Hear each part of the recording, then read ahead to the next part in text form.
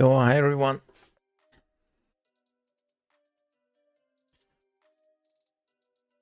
Um, let's let's continue where we left off the last time. NeoVim. So I have this issue here. We're continue on our NeoVim PR. As of a couple of last streams,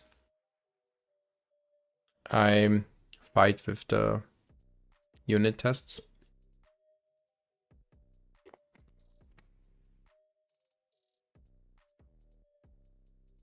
Hi Victor.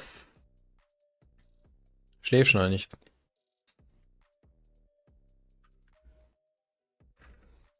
So yeah, for that sake, let's just run the old tests. This is the part which is failing.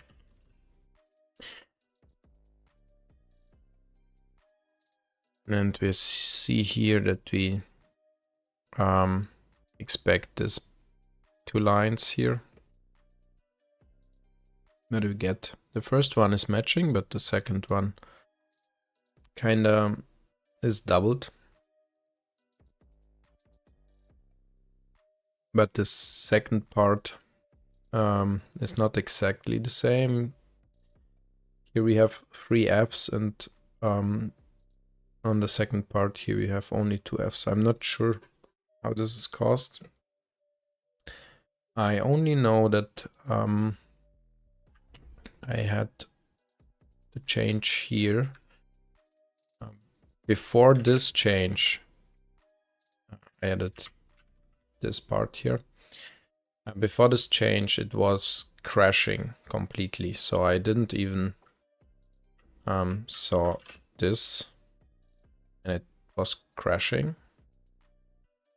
And I guess because I accessed some memory like out of a boundary or something.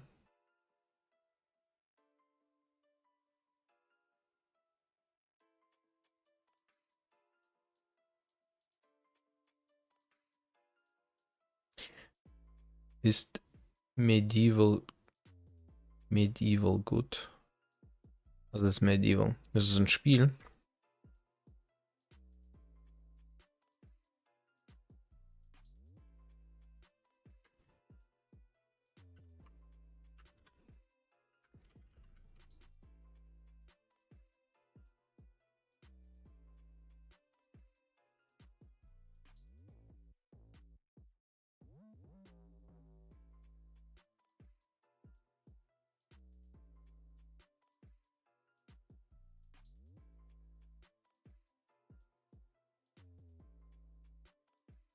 Middle Ages.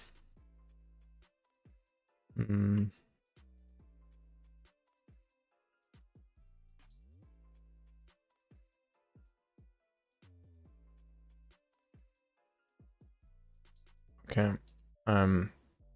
Just too bad in history, I guess.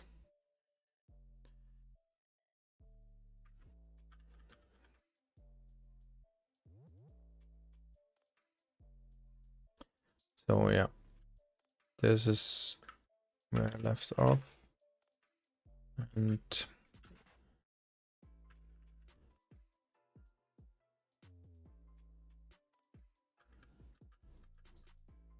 it's a little bit smaller.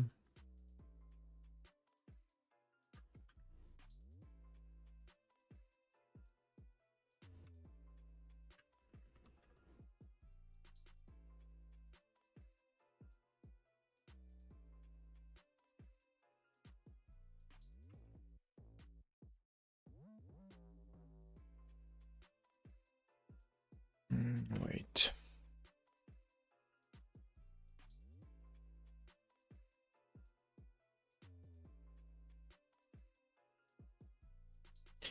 No, Vim spec it was. Vim. spec API. This is the one I searched for. And here all tests. I need to write the same test, I guess. But in Lua here, so that I can reproduce it. Same what I did for this one.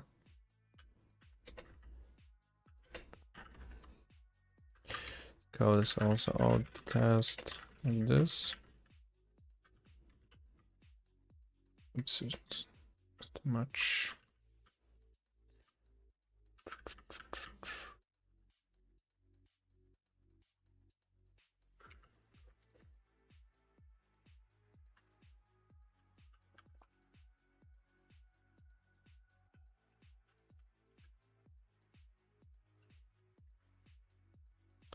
So now let's do this.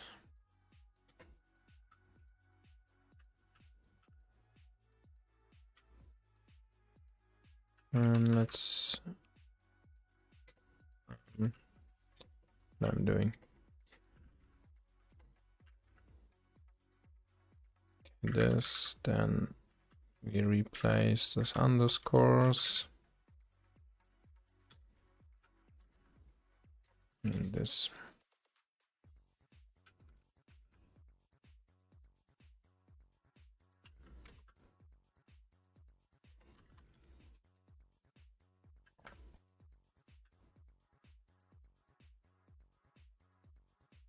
So, and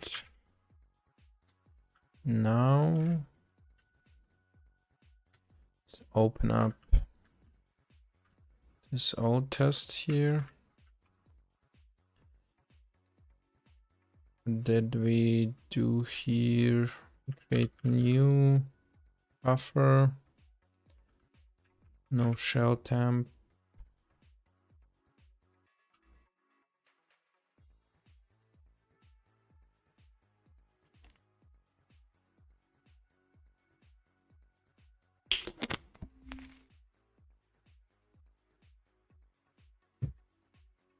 I don't need this because this is disabled by default currently. And then we have only to do this part. So let's put it in here.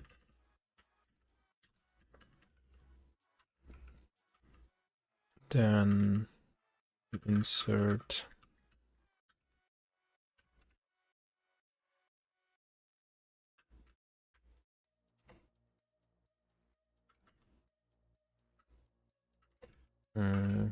actually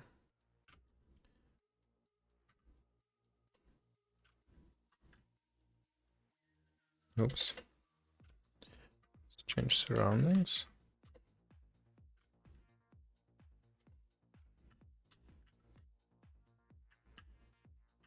Misclicked. Oops.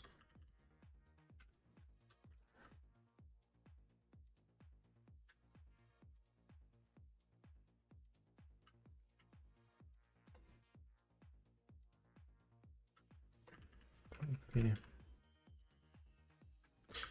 this part.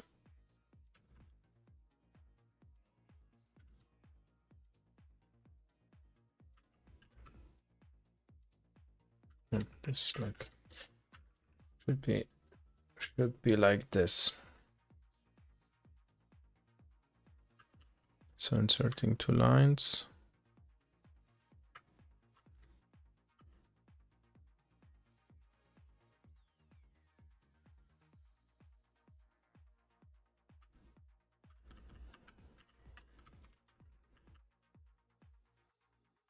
Then set line.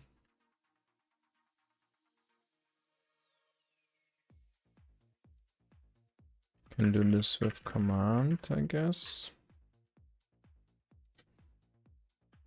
Then do set Oh no, this is actually just to write this to a buffer, so we don't need this part at all. Then we could do this command.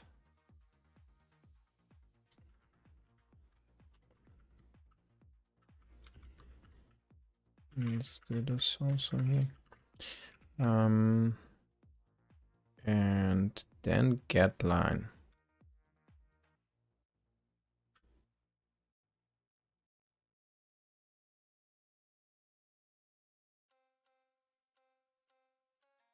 Let's just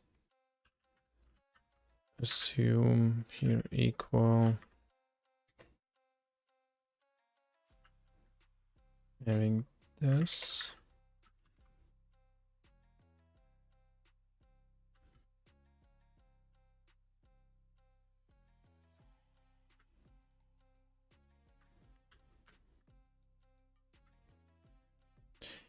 And function get line.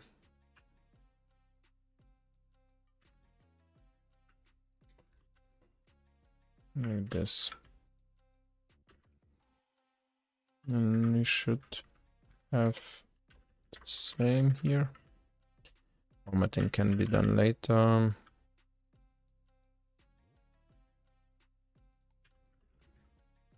So actually out test, right? Oops. So and then let's run the test here. If make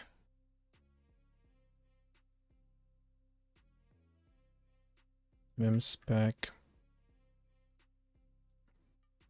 with the filter like this. So, oops.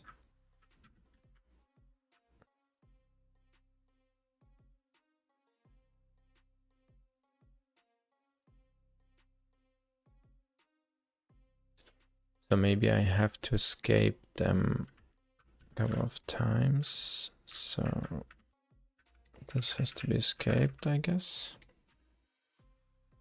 So let's replace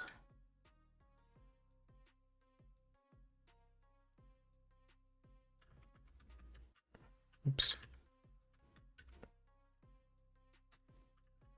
Let's do the same here.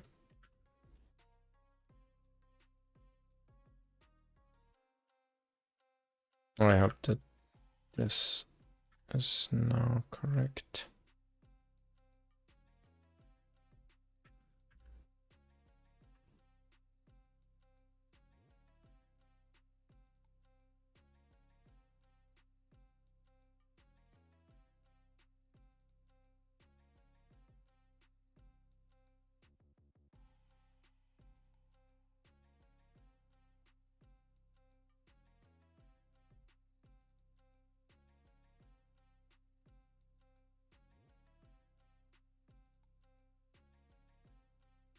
Passed in.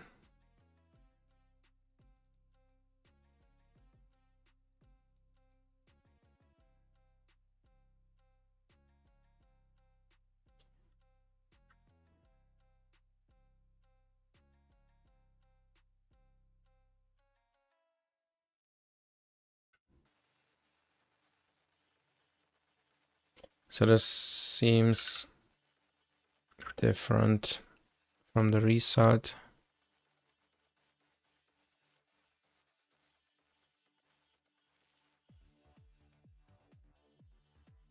But I got in the old test, right? This should be the same. Only then I can properly debug.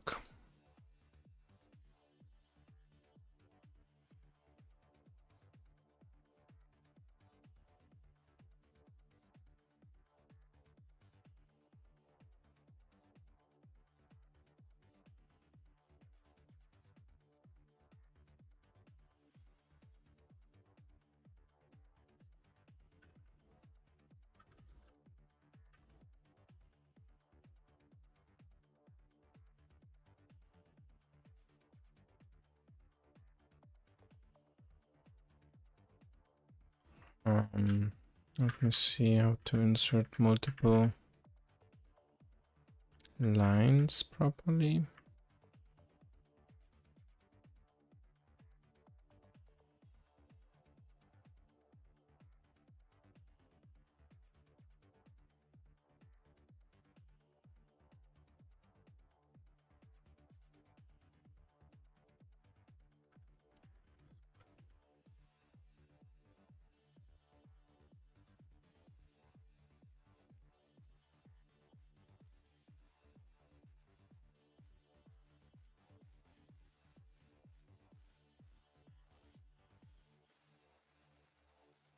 So maybe I should also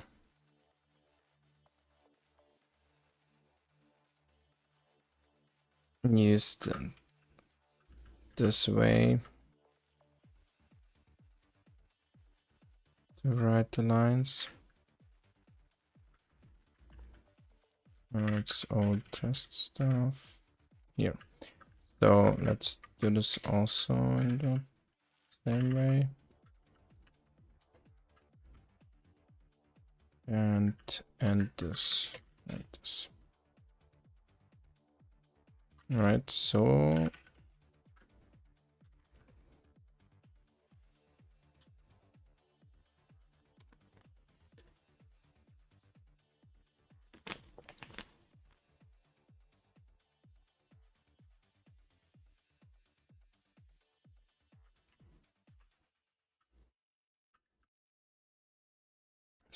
now we have the same result. So this looks pretty the same from the output of the old test. So they're pretty equal. But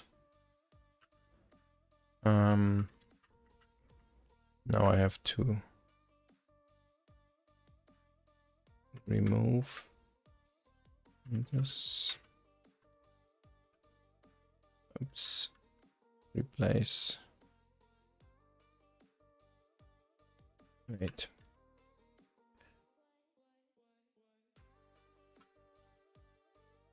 Let's do this with an add.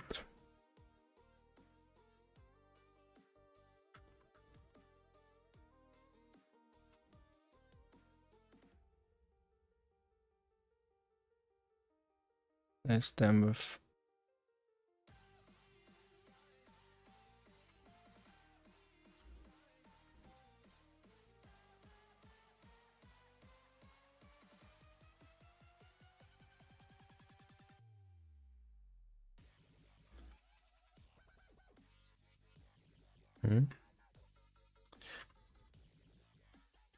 Okay, we use add as a separator, right? Then we have backslash.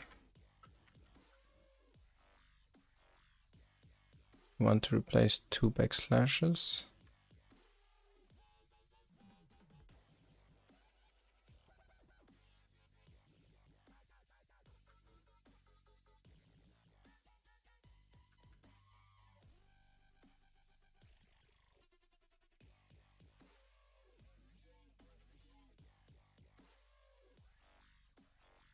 I'm really confused by this. So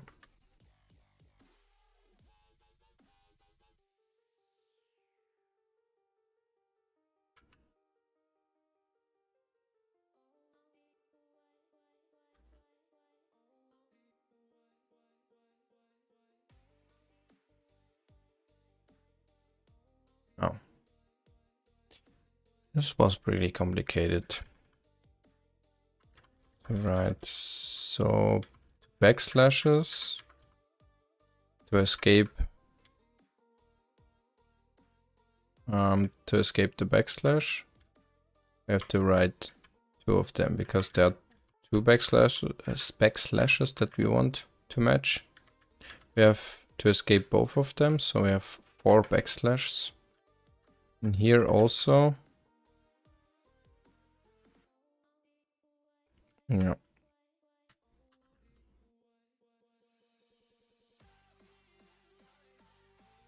Let's run this again.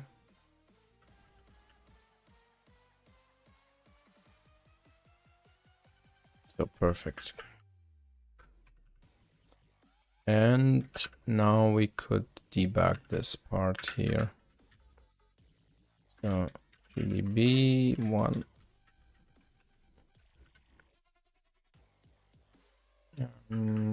This part here. Let's set the debugger here and here and here.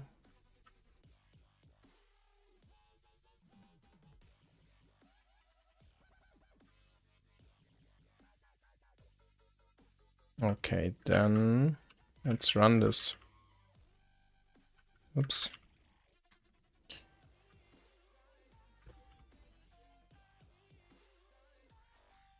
So the line number is 2.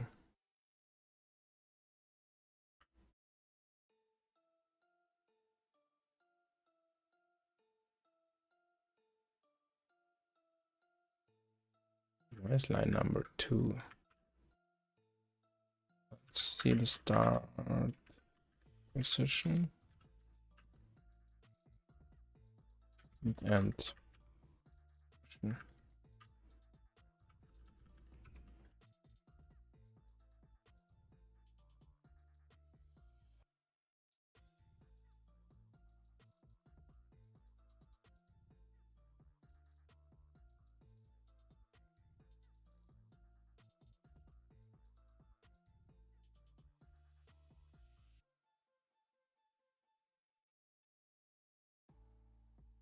I guess the first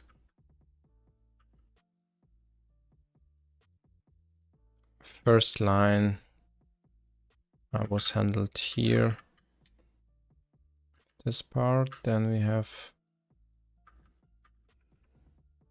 lang equal lp minus written.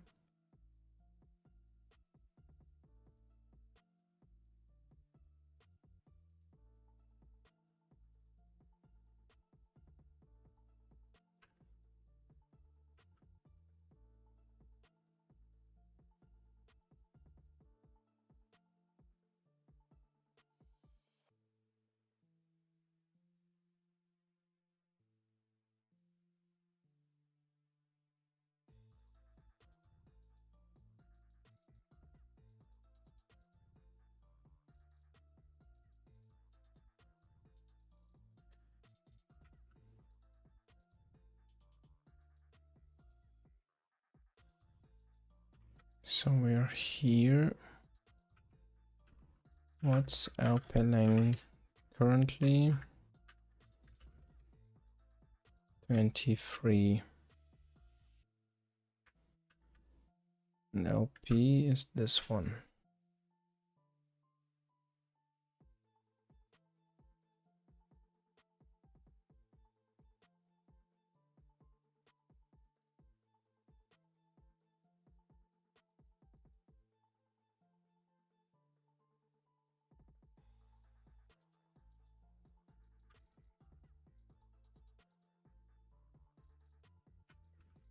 It's in written 0.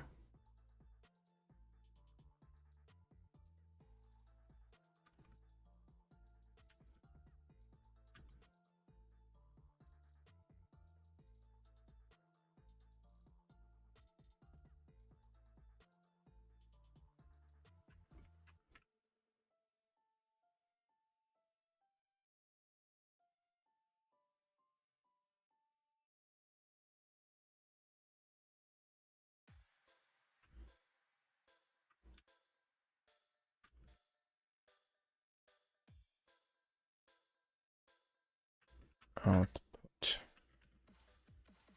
pointer. Read the output.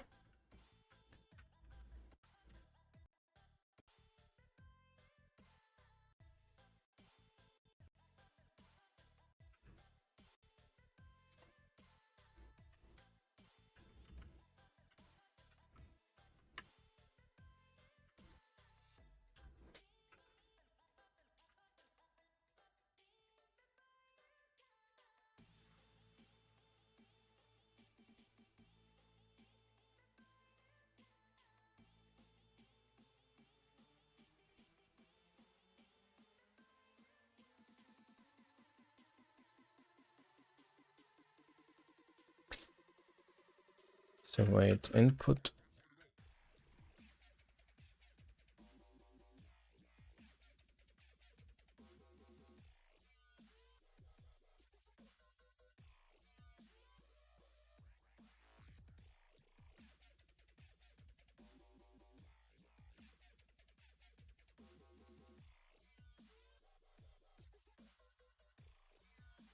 So input here seems fine.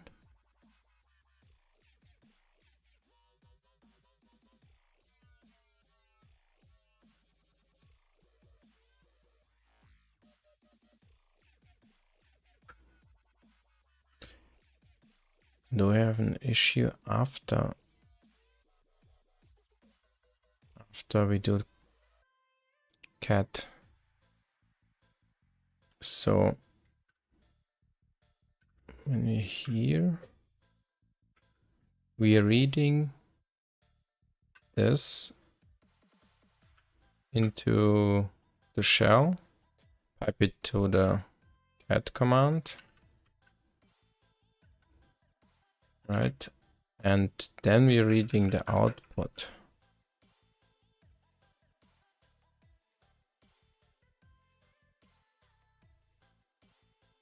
And let's actually see what's in output then. Output characters.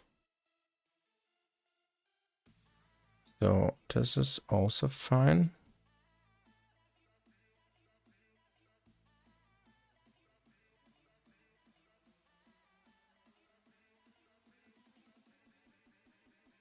This seems fine, but then I guess on writing the output, we do something wrong.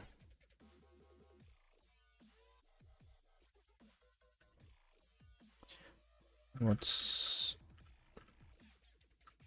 end of file?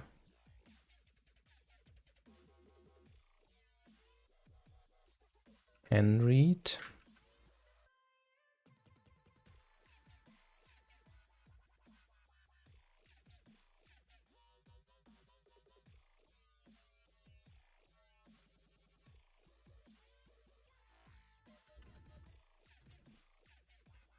.48.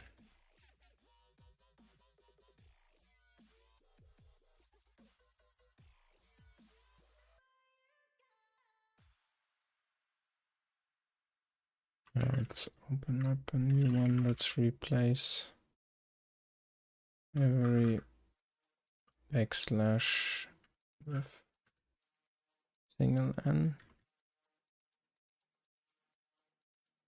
or just n.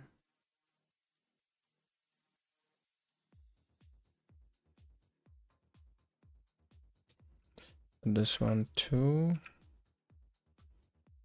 Oops. T8. So with all the new lines and stuff, it should be 48.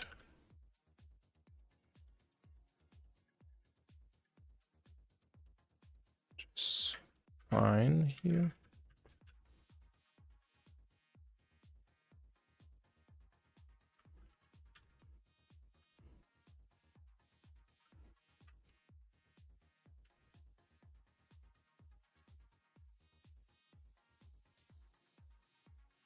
So what do we have here? Of smaller remaining. We have in the remaining 48.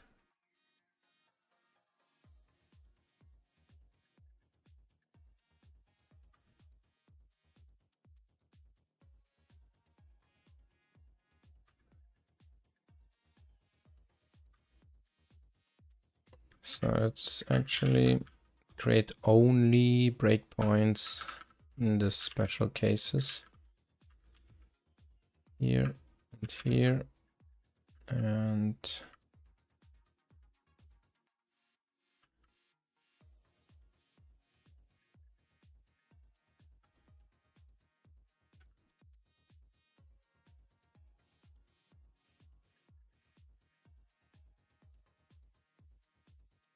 This should be it.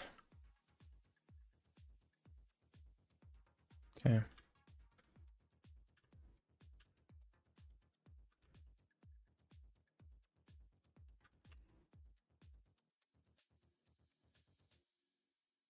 That's the first one. So we have character.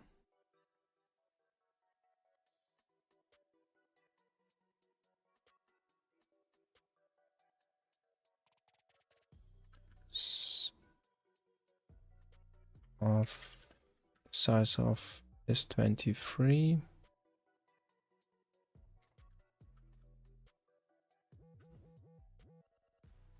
So like 23.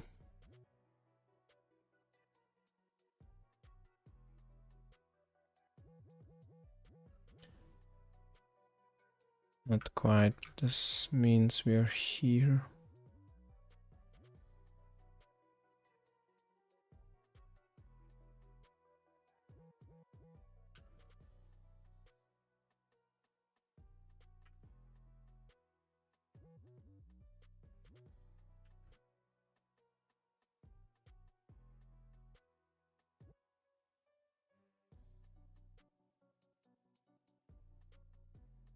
So current buffer operation start line number.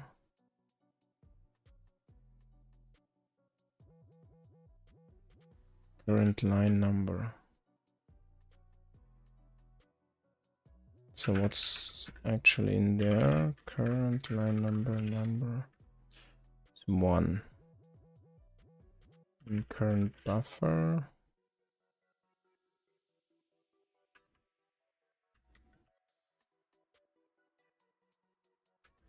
Operation start is 1. Operation end is 2.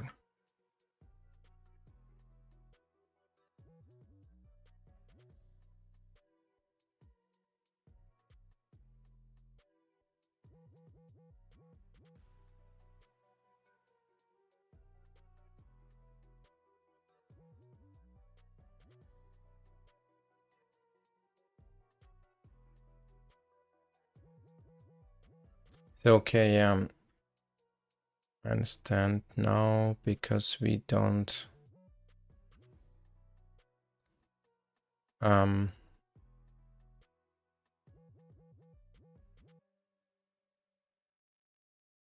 because we don't set columns here. So the thing is, when we run this command, there's this one.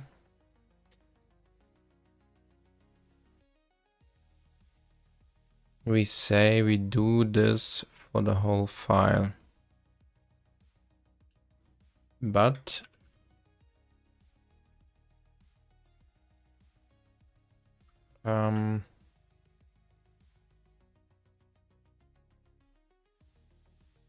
we do not set the columns here at all. So for operation start, this, and operation end, the columns are not set, and this is because it runs in a line-wise mode, kind of.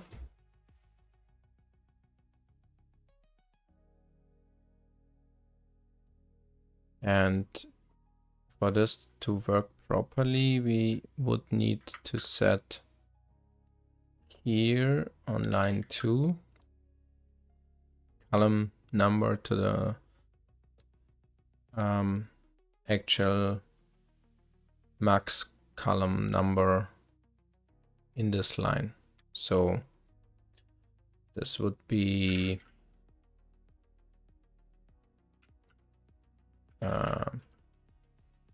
here, something like 20, 20, 20 or something like this, because this characters count as 1, so 1, 2, 3, 4, so it would be 19. Yeah, 19 characters. So column should be 19 here.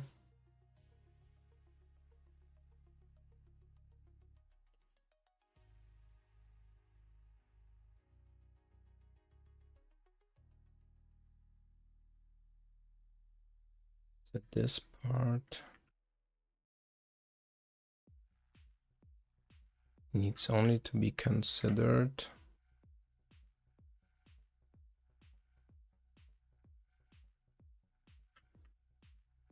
if the columns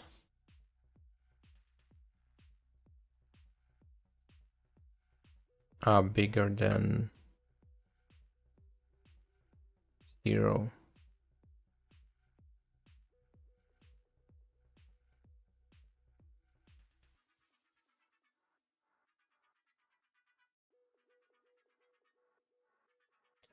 And we would know that this is a line mode, but it would not work. So I guess I have to somehow pass in which mode it runs.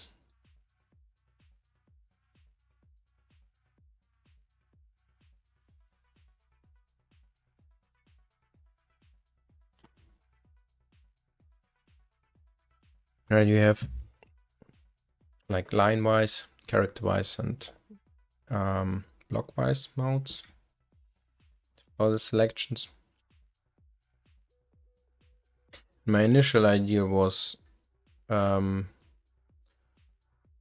always set line number and column numbers just as you would select them. So if you would have line-wise mode and you would do this, then you just would pass like from the beginning to where the selection, like where the last selected line is, and then just get the max column from this line. So you would end up with actually this selection.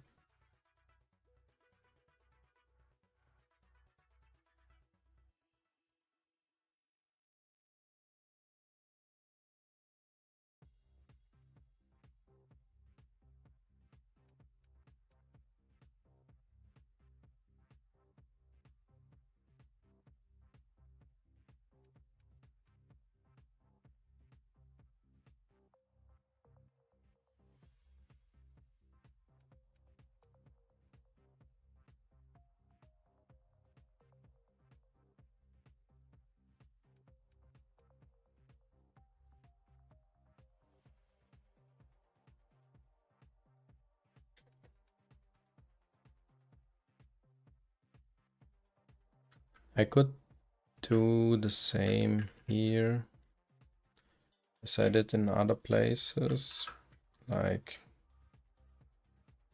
make this part here, buffer, operation start, column, bigger 0, or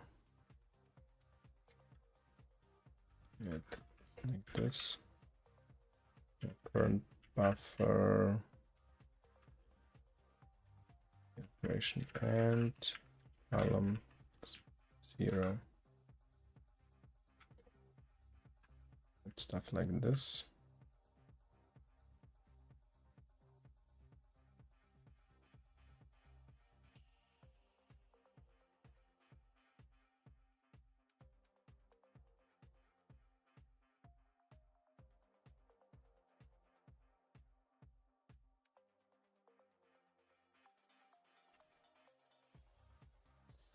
Say here, Boolean line-wise,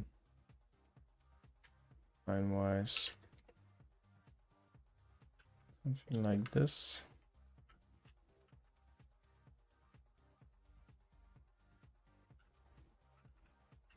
Just check. Actually, it's column. Charwise. I mean, charwise. So need to do this part. Then we can do here the same.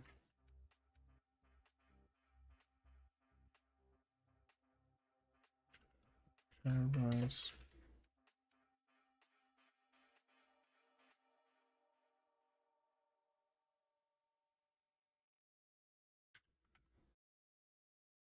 Here the same.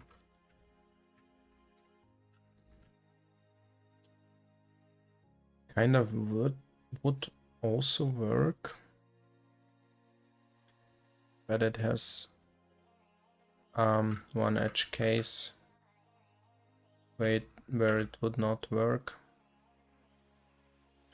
If we select from the first column into the next column, into the next line to column 0. So this kind of selections here. Not this, but this. So where on the last line, your real column selection would be on the column 0, and your initial, like this, on the first line where you selected, also on the 0 column, then it would be here run charwise false, even if we would select this range, right? So the last line here would be handled as it would be completely selected, because in some functions, because it would assume that this is line-wise. So this one is not, this check is not, will not work in all cases.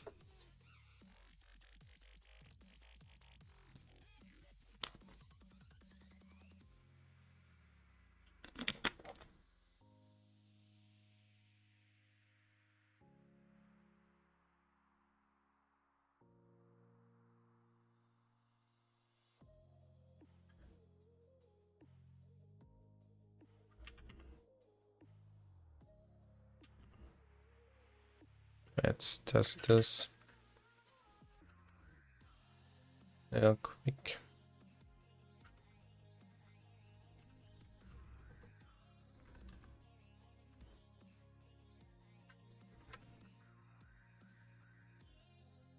No.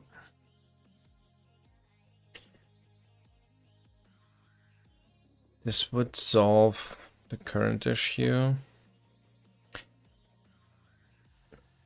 but I think I don't have a test for the edge case that I just described. So if we would add it somewhere here, then it should fail.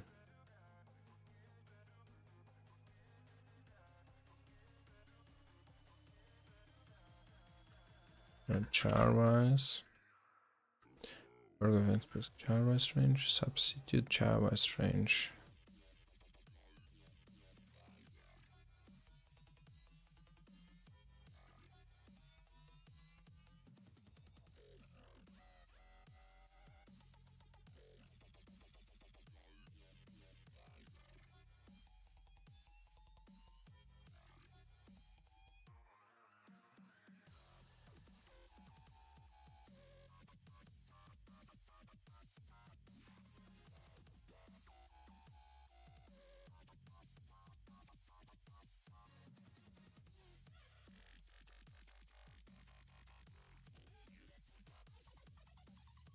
So we could add it here.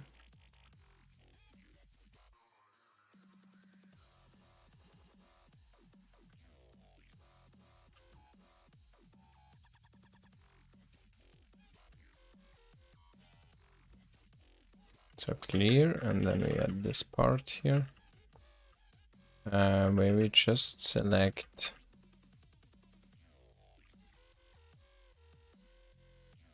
carriage. Hi.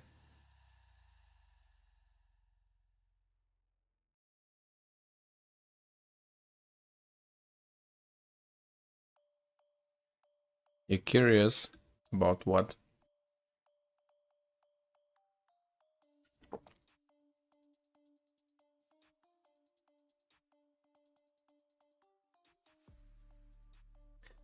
What home networking setup? Do you try to hack me? No, I have a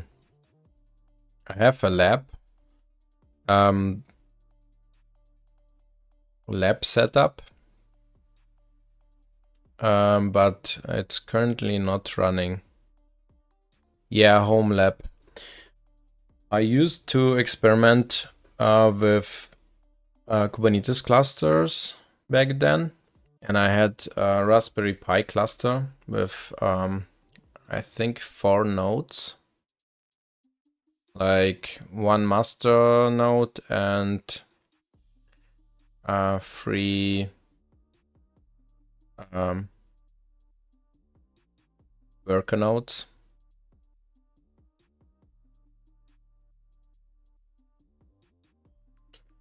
Oh, you just want to upgrade your Wi-Fi router. I'm currently for Wi-Fi, I'm using Google Wi-Fi or Nest Wi-Fi. I'm not sure which is how it's currently called because they changed it a couple of times.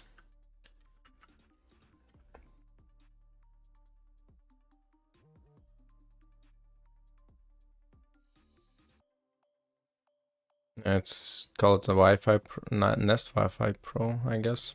Yeah, this is the one I have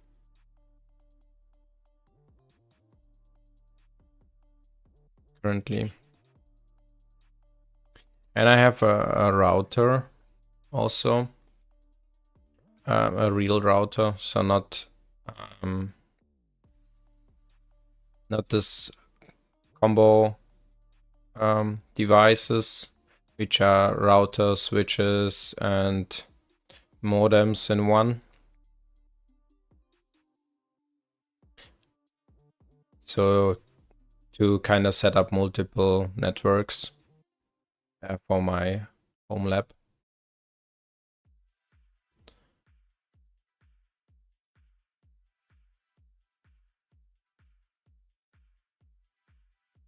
I think the Google routers are okay. So they have mesh Wi-Fi mesh capabilities.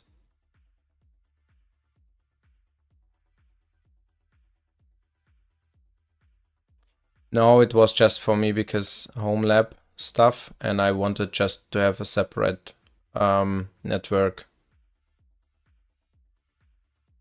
dedicated network for the lab. But you don't need this actually. It depends on your personal needs, definitely.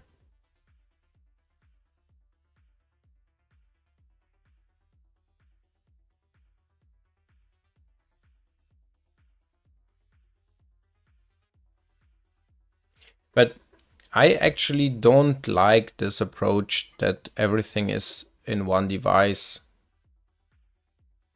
But it's currently hard to get them separately. So if you're from Germany, at least I don't know any company that creates like extra DSL router without like the other stuff. Yeah, usually you have something like from telecom or a Fritzbox.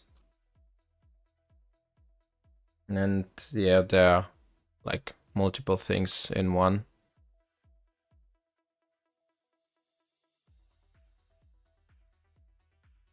And I would usually prefer to have separate devices like Wi-Fi router, extra, and DSL router, which only do the DSL stuff.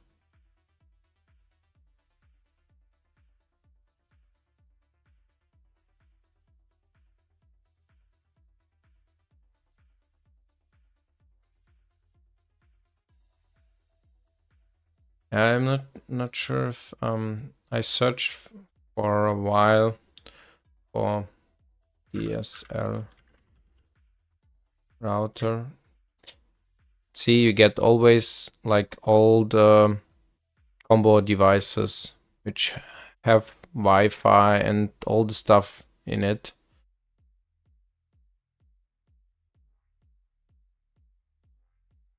I think for consumers it's maybe easier to have everything in one. It's like also it's just needs less space. But I don't like this.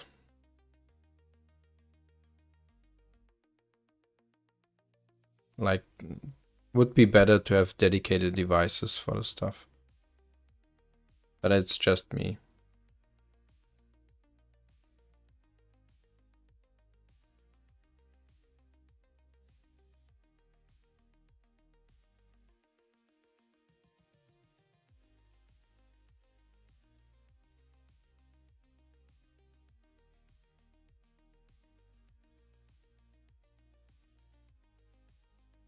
Because if I want to use something like, let's say, the Google router, this Google Wi-Fi routers, right?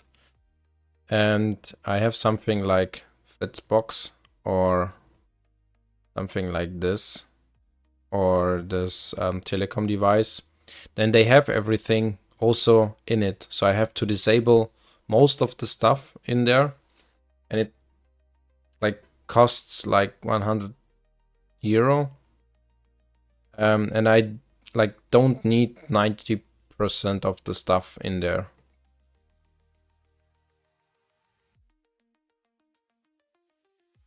What's the firmware you have on your Google Nest? That's what Google ships. I don't know. It's on auto update, so it updates everything over the air. Yeah, on demand. So that's why I have them. I don't have to look it up. OpenVRT. I saw there were some Wi-Fi routers which are kind of on open hardware.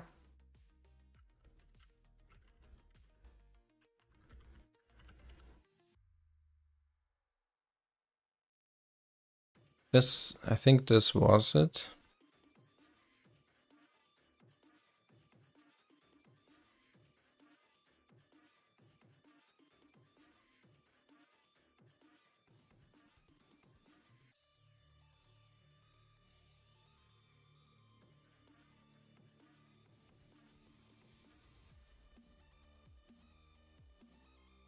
There you go.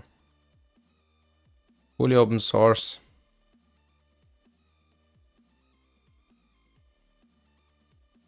This site looks like a masterpiece.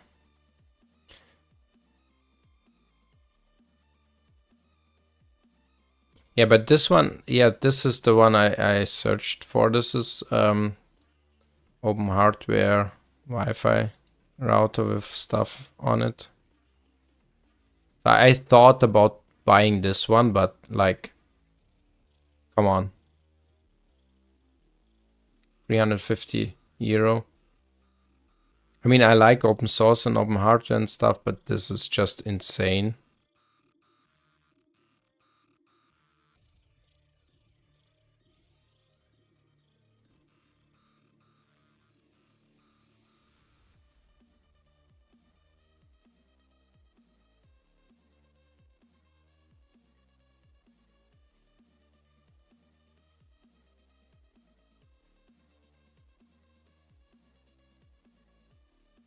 How does it, is Turis router or something?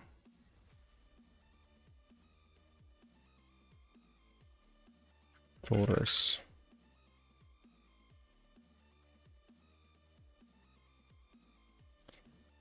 Turis.com. Here you go. This is the newest one from them. Oh, they have also without Wi-Fi. Look at this.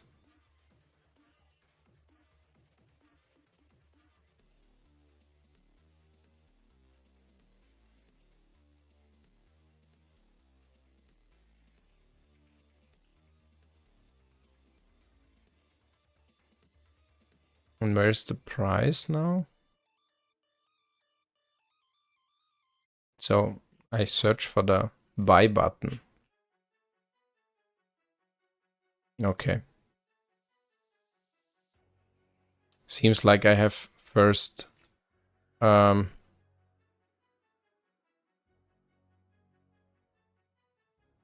write them a letter or something.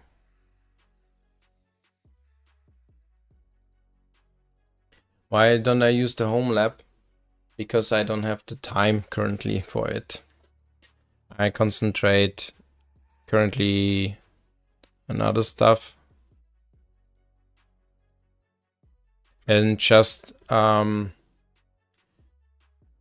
too much to always have to update all the devices and stuff. I mean, I could set up something with auto update, but it would need time also to do that. So if I would completely recreate my home lab with the Raspberries, I think I would take Fedora IoT because this spin, there are also OS3 versions which you can set up to automatically update. So how does it called? Unattended or something like that, right? So it will update each time there is a new version and just restart. And the good thing about this is even when it fails to proper boot, then you can just boot the previous version. That's also what I use here. Is also atomic variant of Fedora. And for the IoT, it would be also nice just to have this. So I don't always have to manually update the stuff. And on normal systems like Ubuntu and yeah, others, it's just too hard to upgrade the system like in a automated fashion. So Ubuntu just broke too often for me when I did upgrades. Even if it's LTS to LTS, it's just insanely bad in my experience. Yeah, atomic updates. This is what I would definitely do. Because like running a home lab without updating it all the time, even if it's in separate network and stuff, just feels unsafe. That's why it's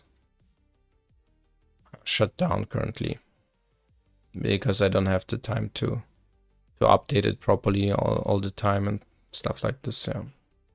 So this one is interesting. So maybe Omnia with no Wi-Fi. If this comp is this. Oh, okay. Are there other versions?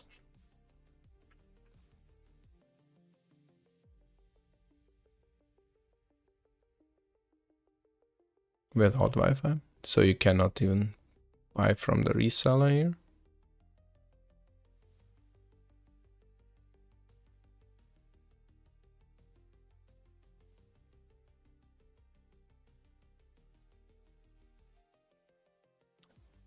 G Wi-Fi.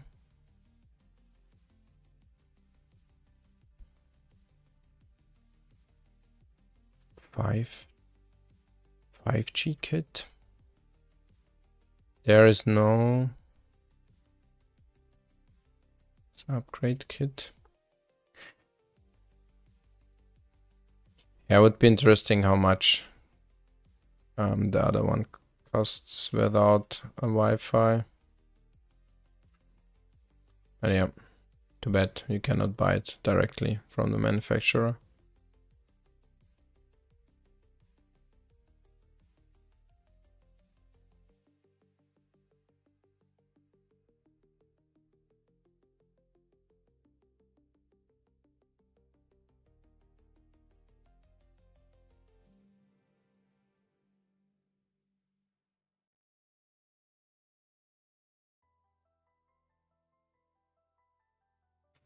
Why do you want to do open WRT on it?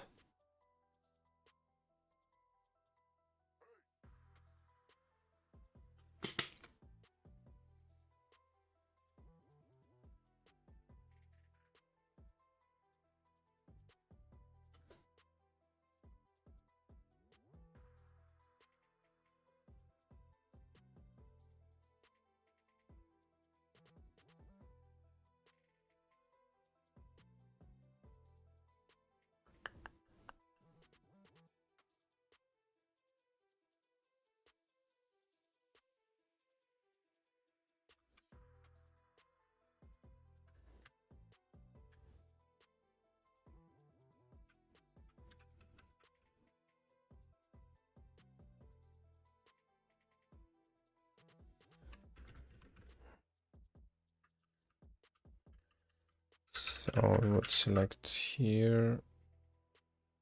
Oops. 0, 0. Right, and what would we expect if we select from here to here? That we would get this deleted and have only this, right? So if I would select this part and do X. Oh, actually, I would have this part here like this. So let's rerun the test. That should fail now. It provides you with vendor agnostic firmware and it's really powerful and secure. It is based on Linux and pretty popular, but if you trust and prefer to run the vendor firmware, that's okay. Yeah, kind of.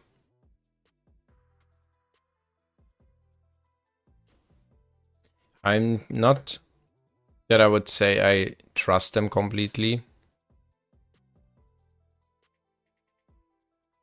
This is one of the things that, yeah, I don't run open source software on.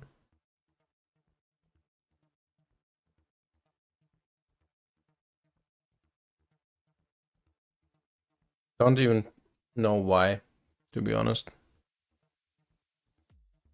Just didn't find a good hardware for that, I guess. Because this one, like, sounds interesting, right? That we looked up before, but like this is way too expensive.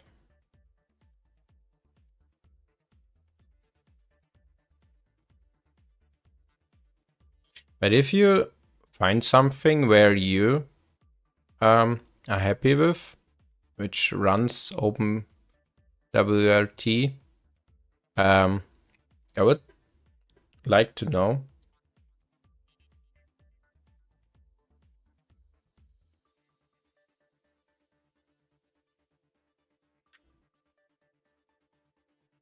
So if you're done your stuff and you're happy with it, just maybe post on Discord.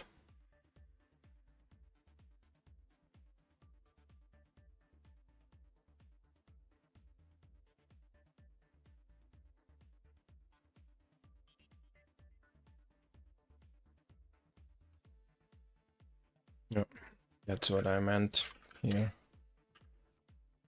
Oh gosh.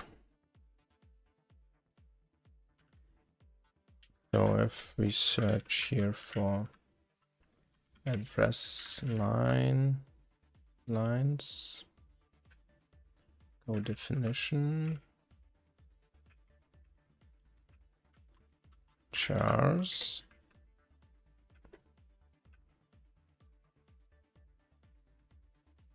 buffer line, and column numbers.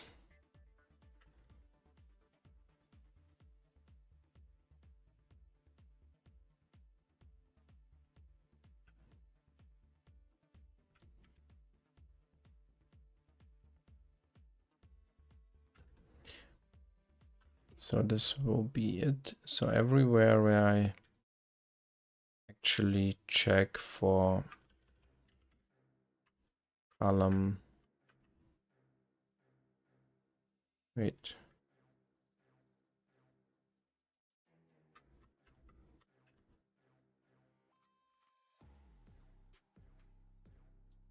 column bigger 0.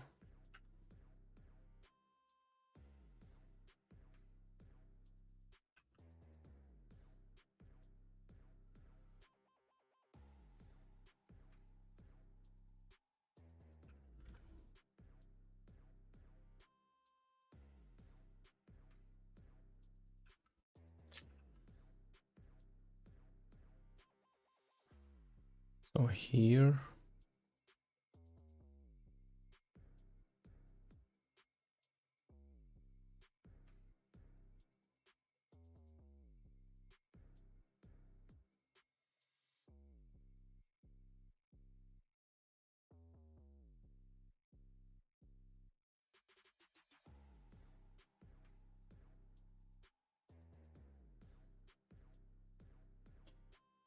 yeah, then I would need to pass everywhere.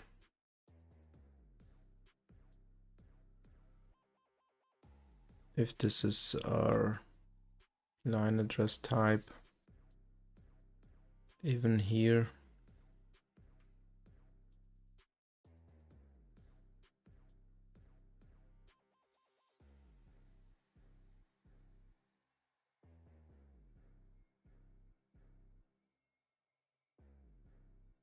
I don't really like this.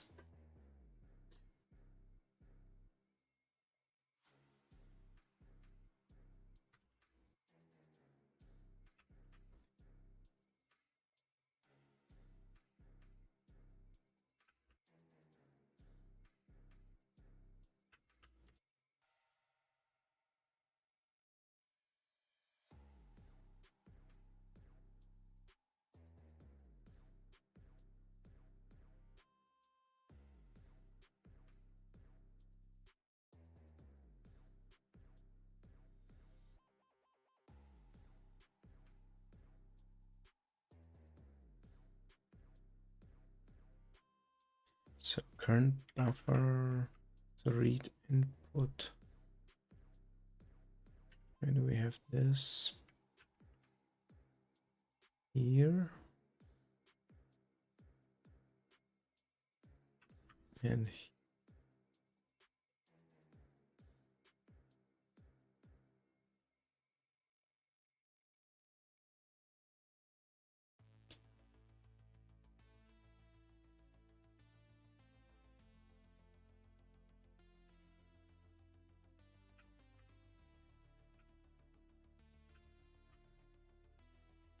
so it's only here.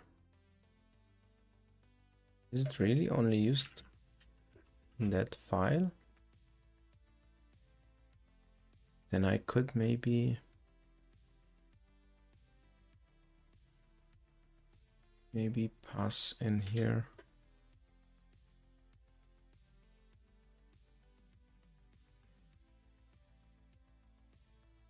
This operation. What I'm currently thinking is to pass this information.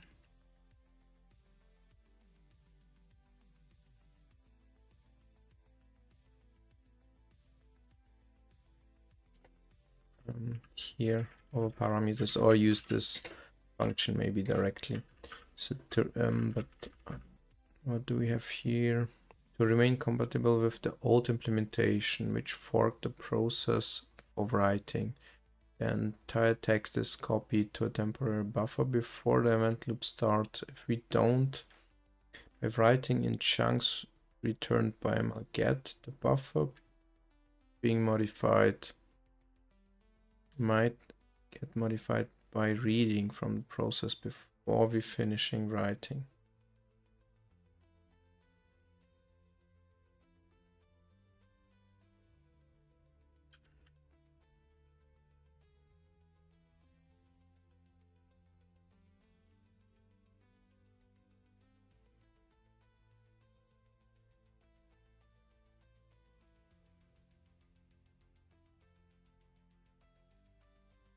Just think if we really need this part here at all.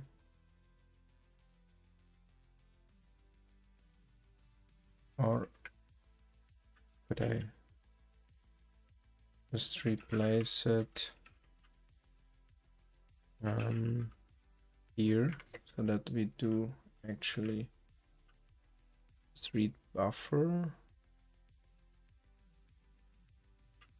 into, so actually like this, right? The text we can keep.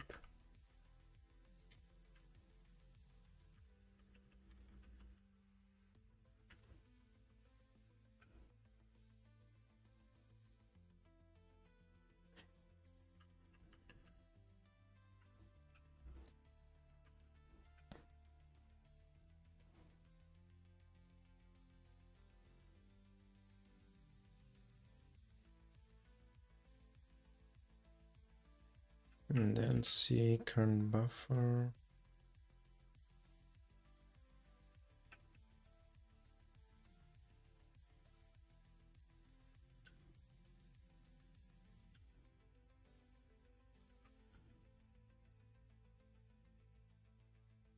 Pretty much occurrences.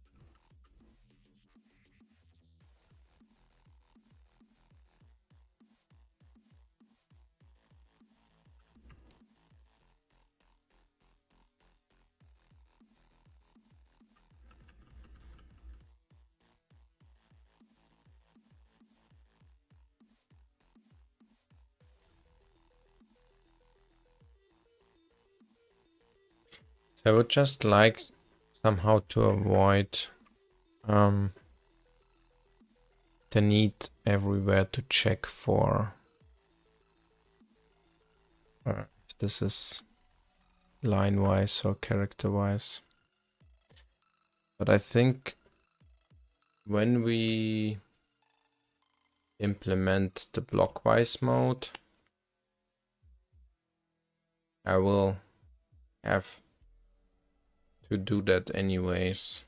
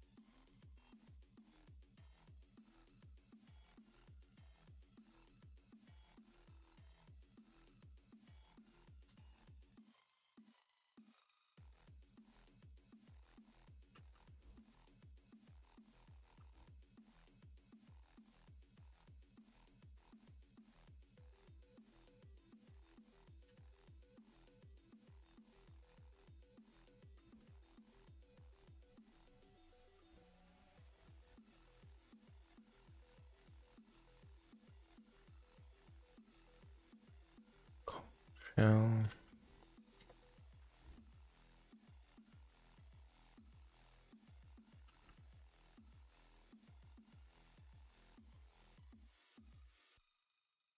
Cubex19. Hi, welcome to the stream. You use Vim, by the way. Yeah, I'm using NeoVim, by the way. And not Arch, by the way.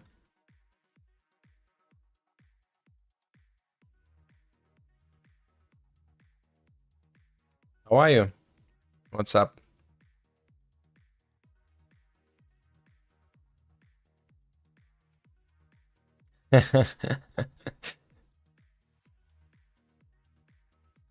Yeah, I'm fine, thanks.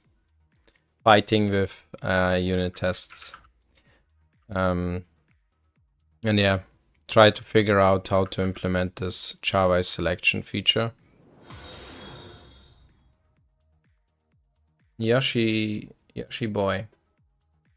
Hi, and thank you for the follow.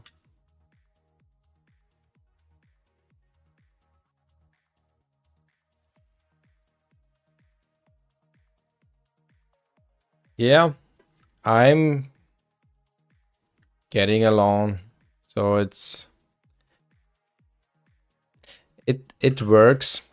I'm developing on this feature for quite a while, but I learned a lot of stuff along the way.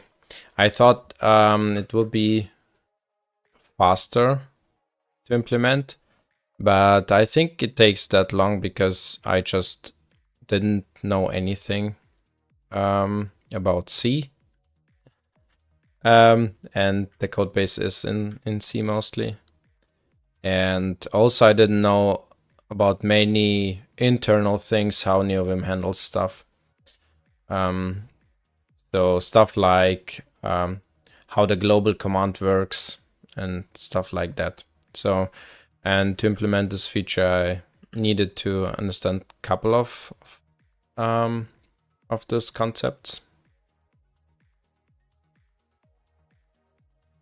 Sorry, I will repeat.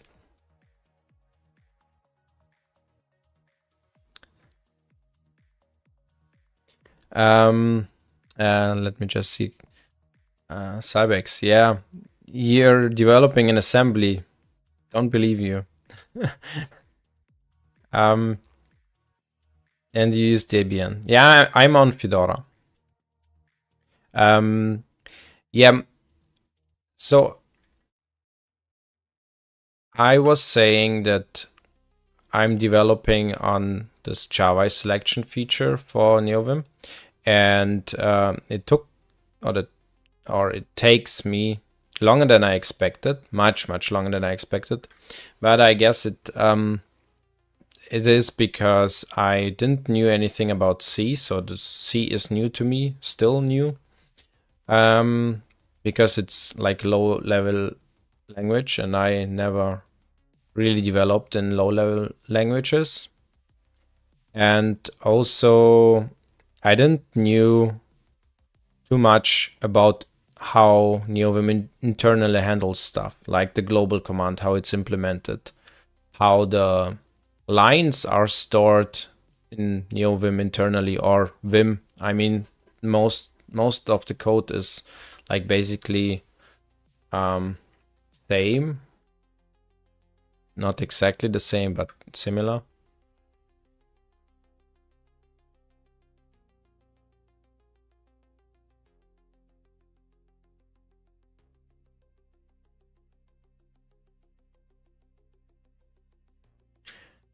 I code in machine code, but I would rather code in assembly. I rather write. What are you doing, Cybex, that you need to do the coding in machine code? Are you programming like on microcontrollers or stuff? Honestly, anyone who can code in anything at Rust or lower is impressive to me. I started Rust for a while and tried a little bit. I thought it gets messy, like if you need to implement something more complex. Maybe I used it for wrong use case or something, because I tried to implement an API with Rust and it seemed pretty complicated, to be honest, like with how it was this called,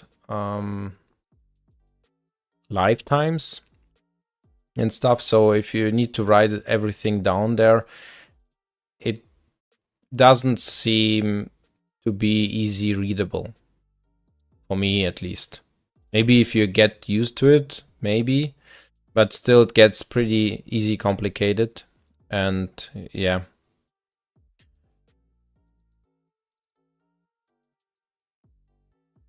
I code D. Yes, I hate myself. I'm making an OS. You're making an OS yourself. Yeah, just send it in. I would like to have a look. I literally installed Debian 13 yesterday and began using Vim this morning. Then I guess you will use it for a couple of weeks and then you will move to NeoVim, right? Because it feels superior to me, at least. Because if you need to adopt Vim, you need to write Vim script, which is for me horrible to learn. Lua is much easier, so just a tip. Yoshi boy, I'm currently trying to learn Quick Shell at the moment. Been messing around with it for a bit. Quick Shell, what's that?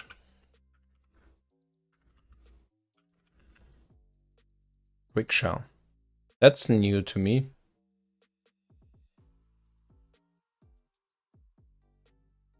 Oh, I was expecting a shell actually.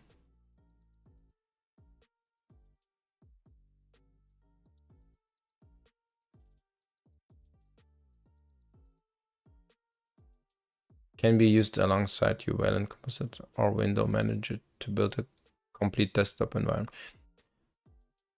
This looks really fancy. Really nice. Really fancy.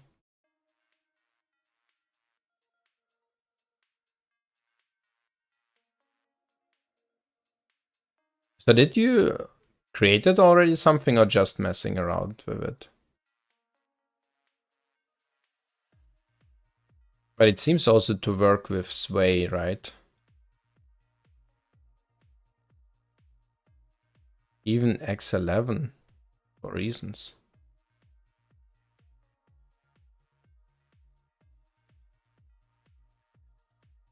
Let me just enable this one. Yeah, that's fine. I just enabled it. This is Nightbot. Nightbot, Cybex, Nightbot.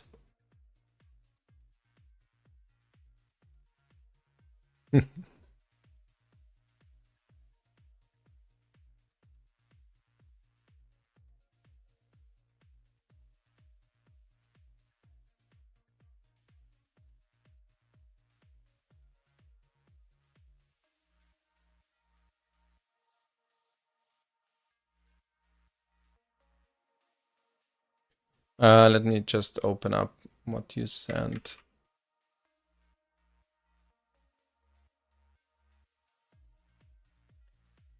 "32-bit operating system for x86 architecture made by a 13 years old teen in his house."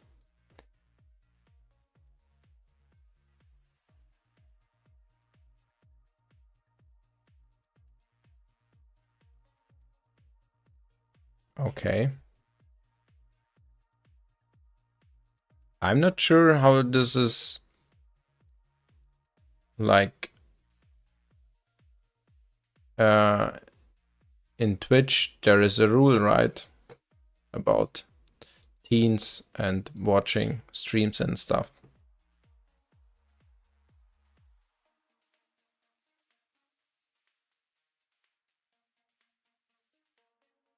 You guys want me to give Nightbot a slap across the face? That's fine.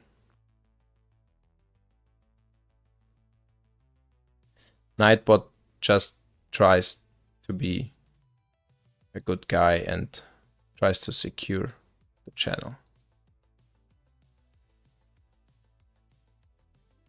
Ah, okay. So we are good here.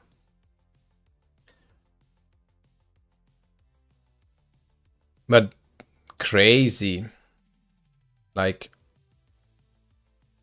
when I was 13, I didn't knew anything about that stuff. So you will be way ahead of me in programming when you continue this path. So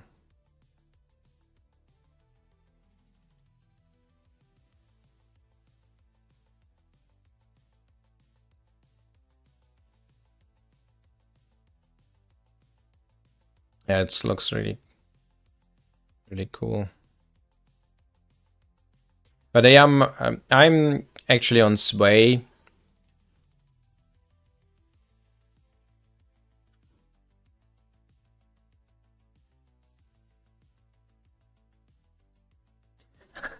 Polyglot.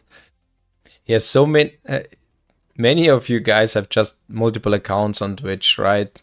This is not the first time that someone just switched their accounts. You can follow with all the accounts.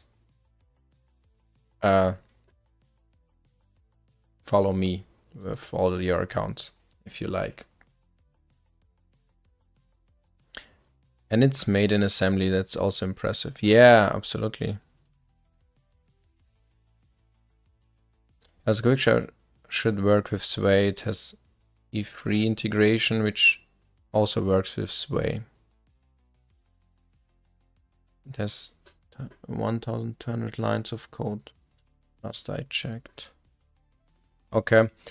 Yeah, I think this looks really nice, but for me, just I don't have currently the time to mess around with this stuff. That's why I also currently on Sway. Before I was trying out Cosmic from System 76. It seems also really nice. Yeah, and it has also like the tiling integrated directly. But yeah, there's not too much documentation currently for how to configure all the stuff. And what was important to me at least is to have a possibility to somehow back up your configuration. And I like this approach like NeoVim it does, and also Sway. Like you have one file for your config and you just copy the file, then you basically have all your configuration for this specific thing. So for me, it's like for Sway VM, it's like the Sway config file, and for the Way bar, it's also two files, one for styling and one for config. That's it. And yeah, basically when I need to restore my setup, I just need to commit the changes into my dot files, which I actually have on GitHub. So yeah, my dot files and also configuration for NeoVim and stuff. Yeah, understandable. Also, can I ask for feedback on what I've done so far?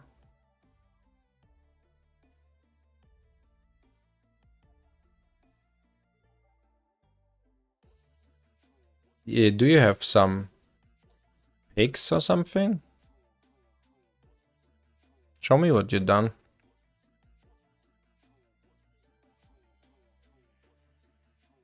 Oh, Your code. I mean, for that I would need to understand assembly. I mentioned before I just starting to learn C.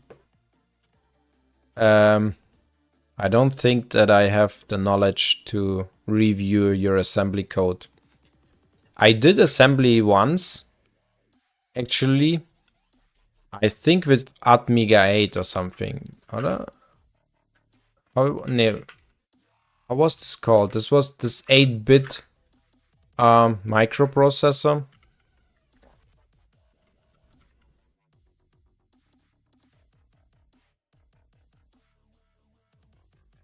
The most known, it's called.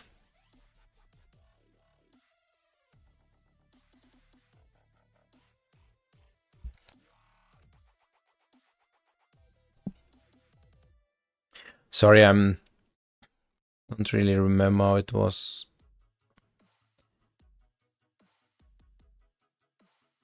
Yeah, and I just remember I bought one of those 8-bit AVR. It was not Risk. Then I kind of started this thing with a breadboard and oscillator. I think you needed one for that.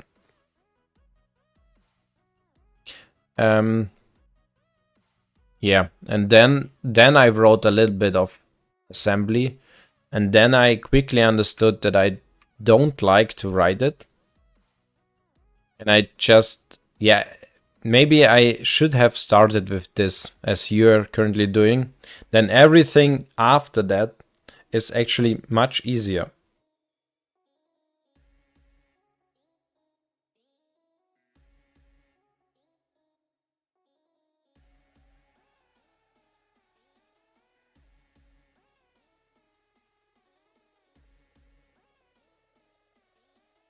I would make you crazy. I don't recommend assembly. I just want to make you crazy. Yeah, I cannot, I should not read more than 30 lines, I guess. Then else I really would get crazy. But I think understanding all the stuff is good for the future. So if you started with this, it's actually really good. I struggled a lot, like when I tried to write assembly with loops and stuff. Because if you're just coming from a higher level language, you assume something like for each, and if something, then something, right? Else, and so on. But yeah, it's just you have to think differently, and this is like hard to learn when you started with a higher languages. The last line, please. I probably the simplest. Between the last, I mean, CMP is if.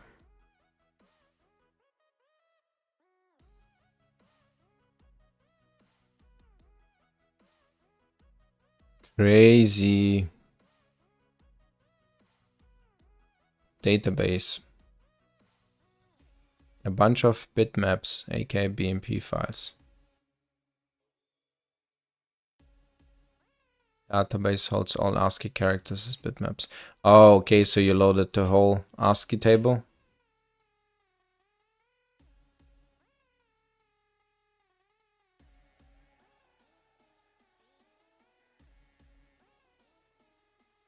I would not write assembly at least like now. For me, don't make too much sense to write an assembly. Only if I would need to learn to hack something or reverse engineer stuff, maybe then it makes sense. But even if I would write something for microcontrollers, I would just use C, I guess. It's low level enough.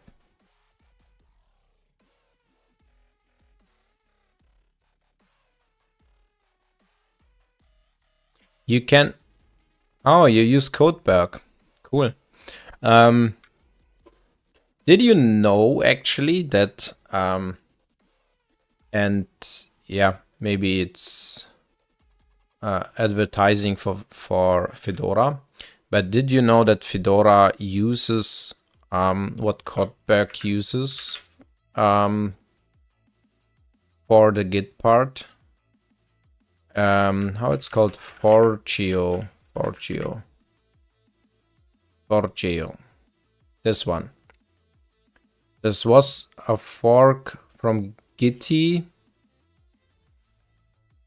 and Fedora currently switched to Forgeo.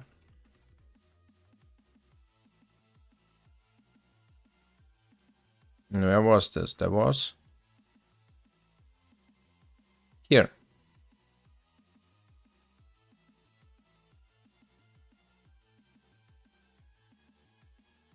So they stay for the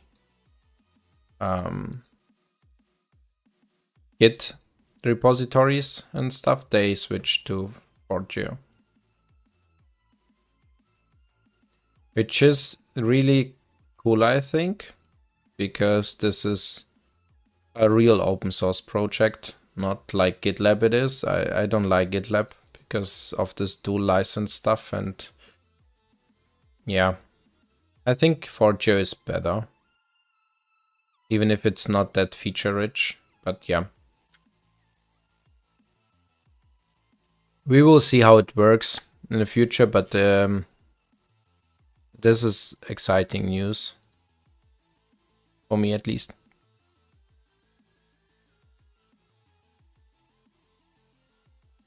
Okay, you can post the link, that's fine.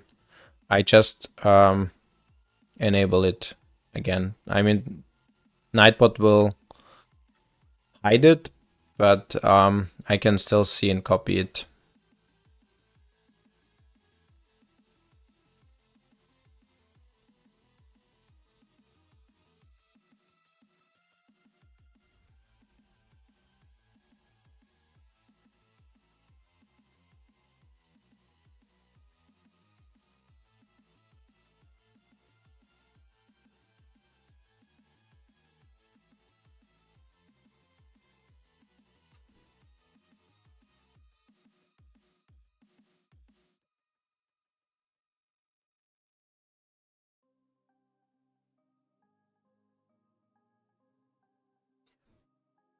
But when they move...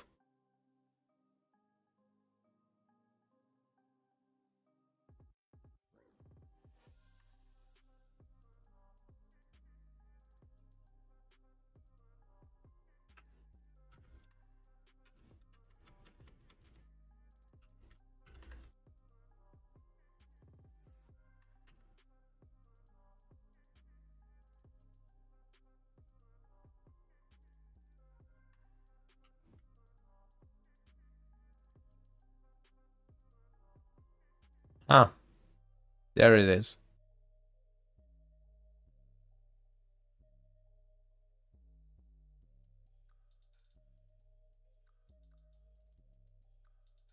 I'm not gonna risk it. Okay. So let me then search Codeberg, you said. Codeberg. Is it org? Yes. Explore. Search. Users.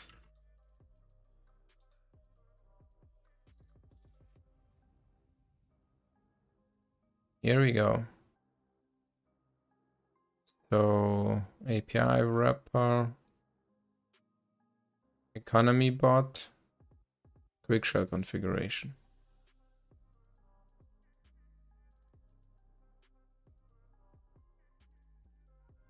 Is it possible to play MP4? No, not yet.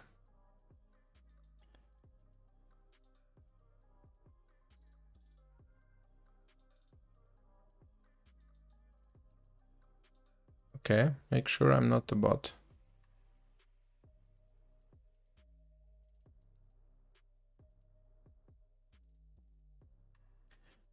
Some images would be nice. Like, I mean, yeah, you have a video, but I cannot play it from here.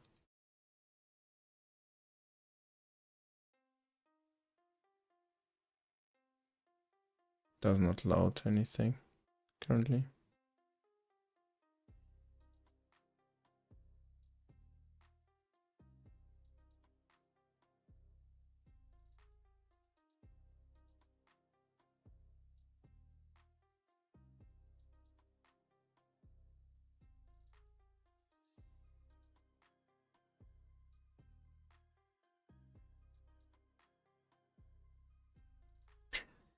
I used to use Windows 10. I have planned to add networking in 2026.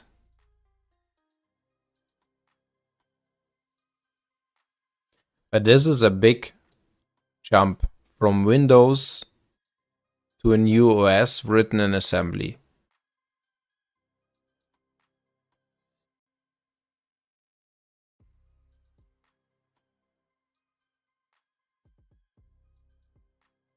Yeah, the site kind of takes quite long for me to load, actually. Oh, now it's better. Maybe it was because I tried to open up this video.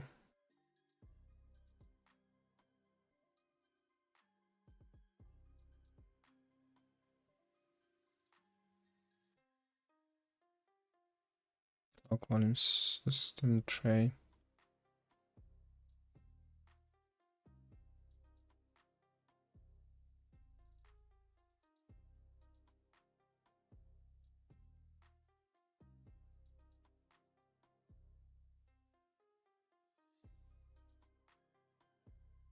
More like your end because working on my end.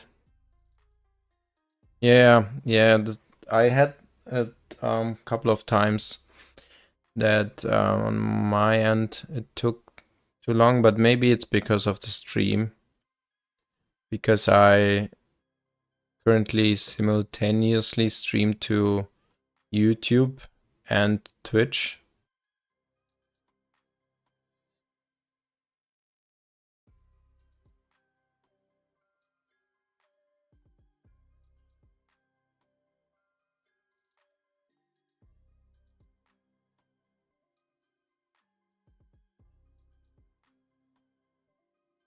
I'm a full stack developer with almost 8 years of experience with C++. Yes, since I was 7. By the way, I'm getting unbanned off a Discord server on November 20th after a full year. Okay. 6 years. Since you was 6. Since you was 6, you're developing stuff.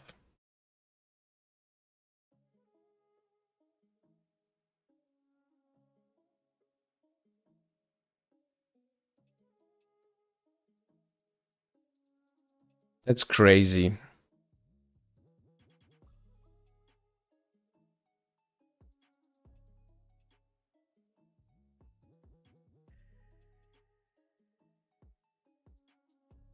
Are you kind of it's called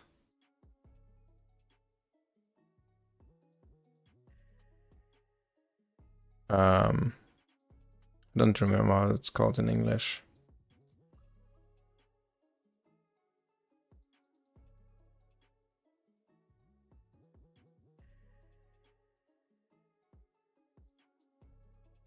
Nice comment. Nice warning.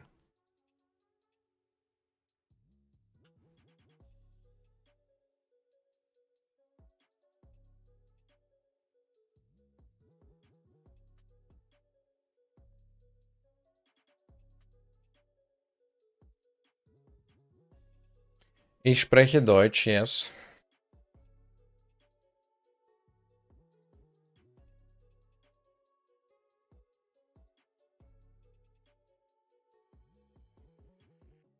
I also speak Russian, so Russian, German, and English.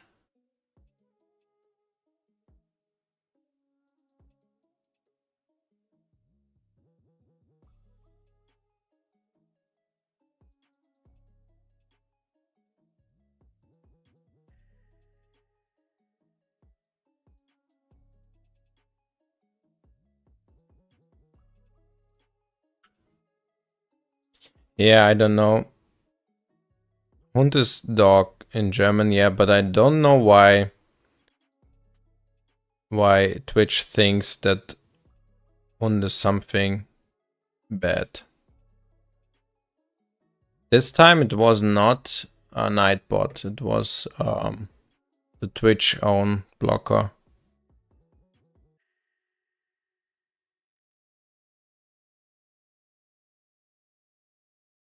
I cannot say why it's blocked, to be honest. This is like,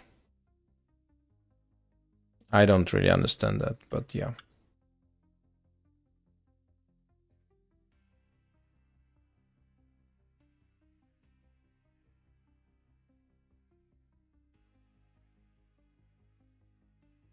Do you guys develop something in C#?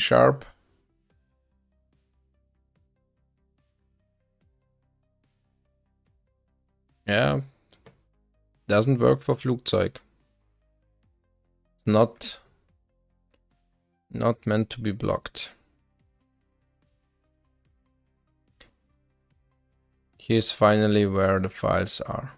Hard-coded folders I've made. File system.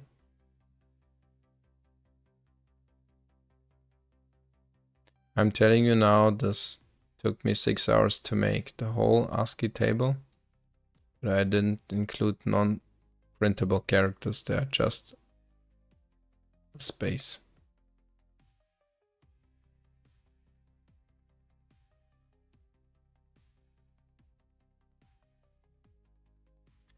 A file such as a price. Just to know if I surpass limit to add another sector. So, yeah, most of the stuff is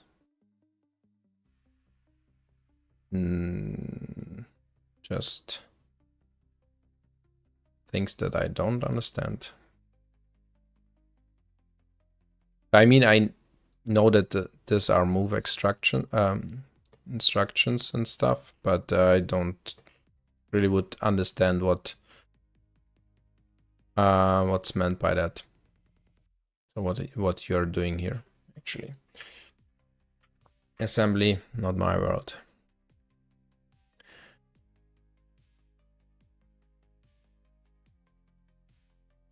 Before using C++ coded in Unity. Unity is C# based, right? Yeah.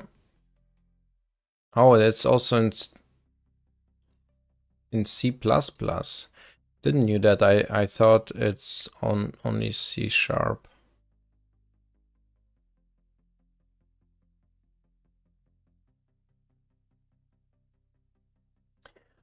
Okay, so then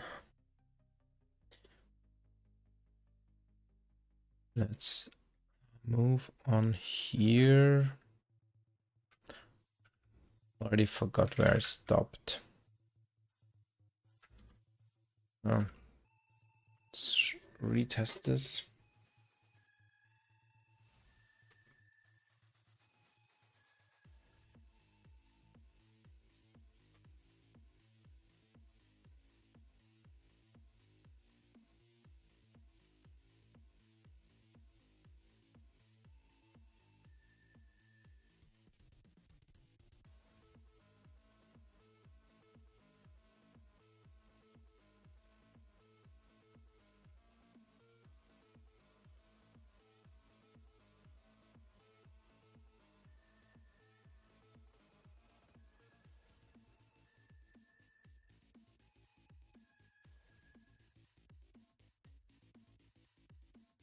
So we're here. Now we need to find a way to fix this here.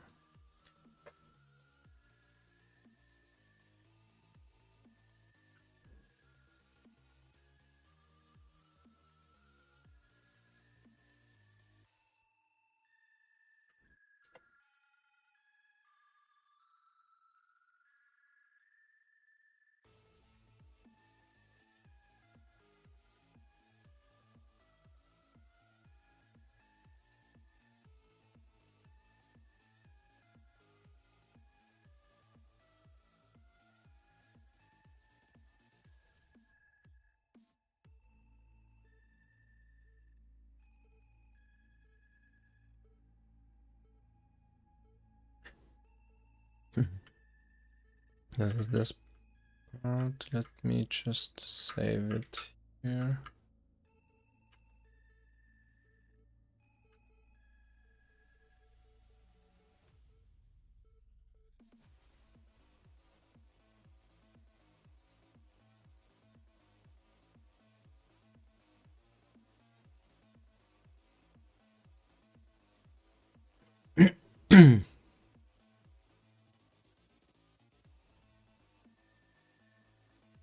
So before we write here the output,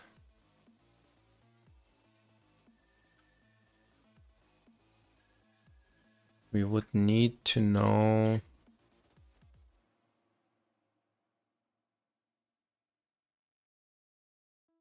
if this is line-wise or character-wise.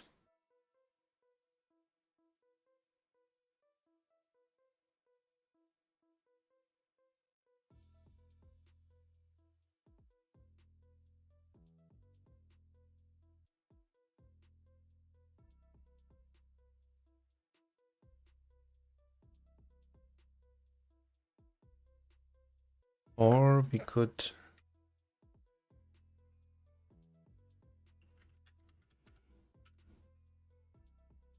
could move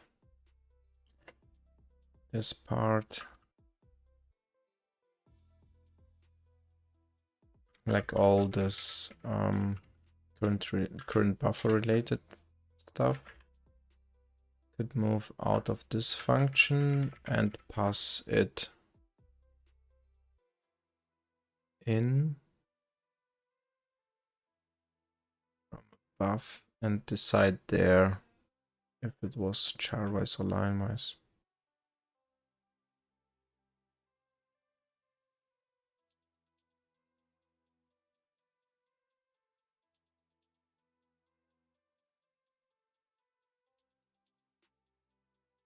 So it's here.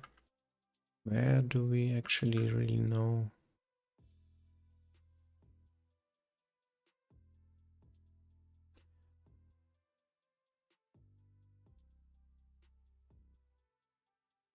Buffer into.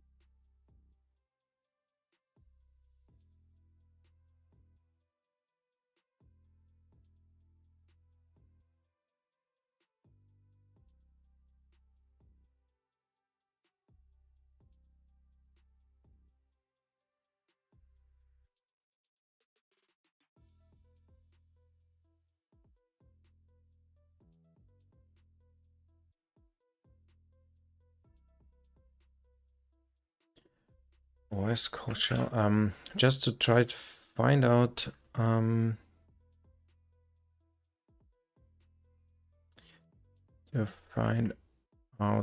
if we can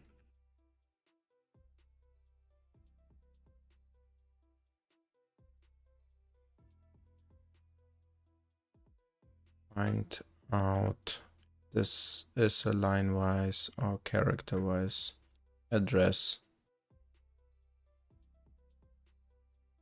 And the place where we could actually find this out.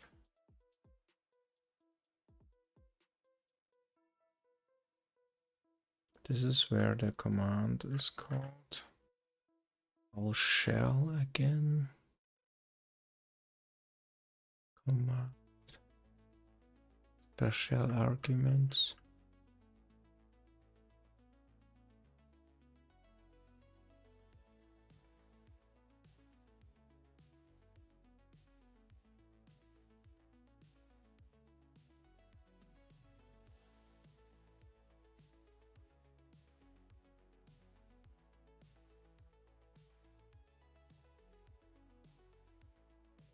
Next command.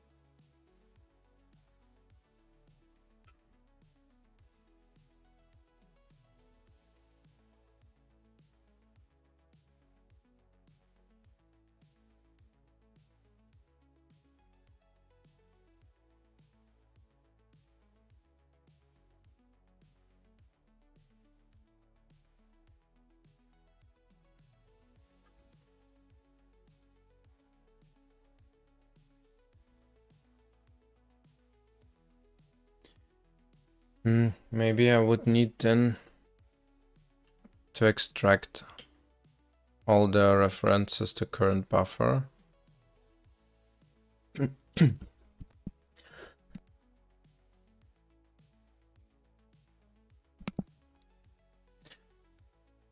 To be here parameters. Polyglot, welcome back.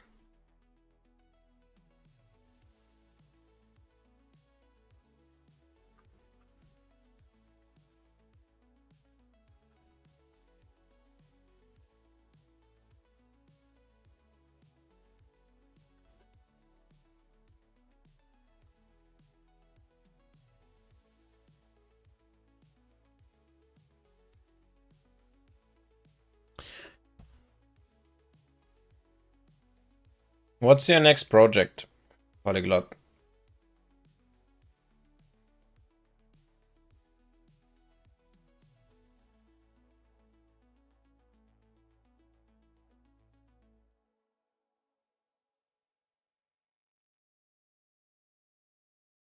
Pass on the shell, opt to out flag when the output is being redirected.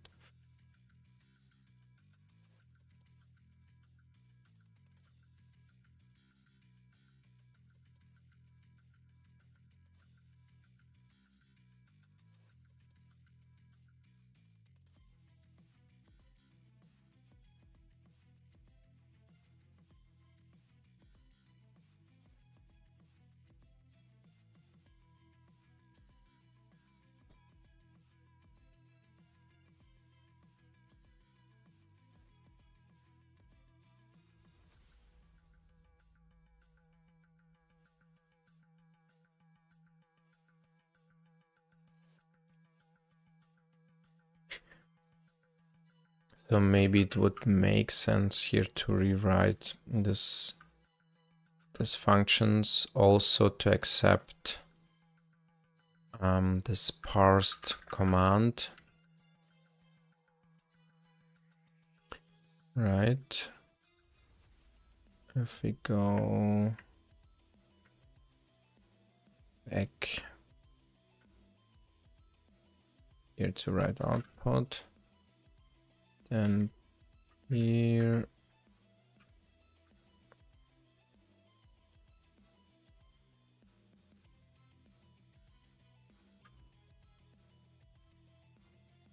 call shell.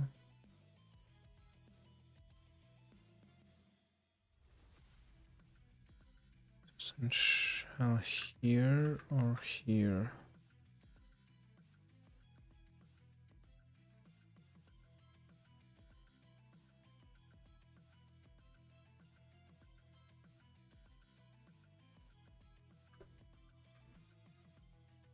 Command.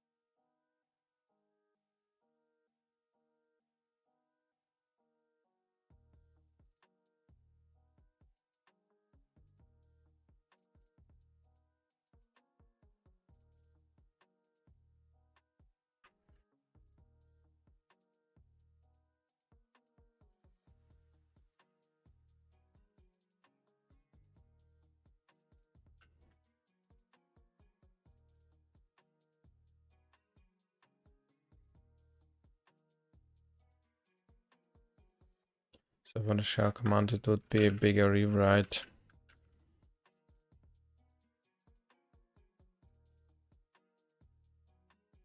So if we search for xdo command to do bang, it's actually an x command C, right? Here we have do bang. So address count.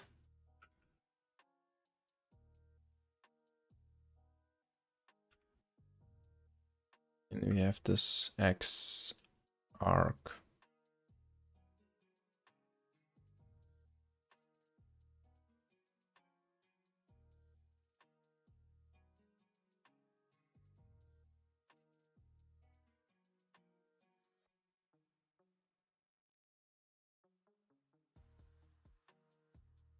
And we have this other command structure. What was the other one called? Is this in a normal mode?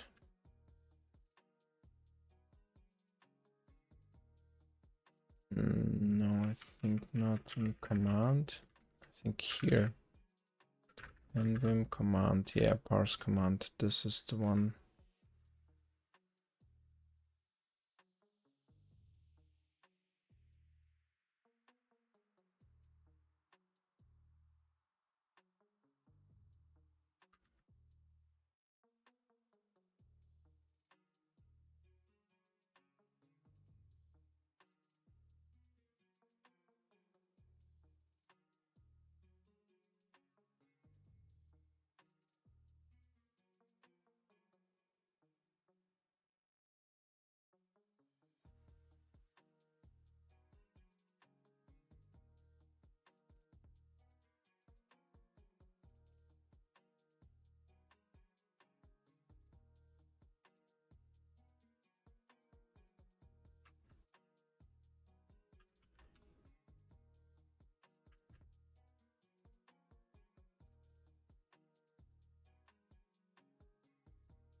This is not what I searched for.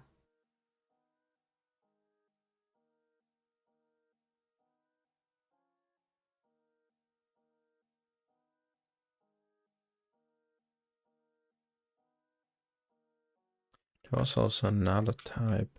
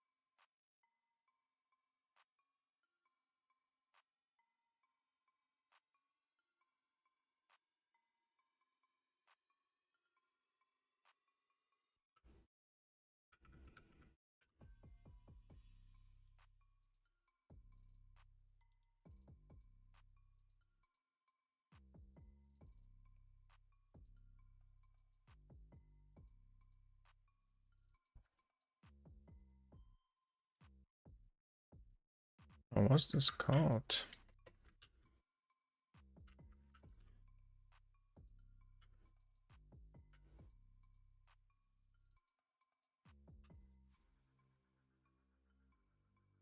Let's parse the command.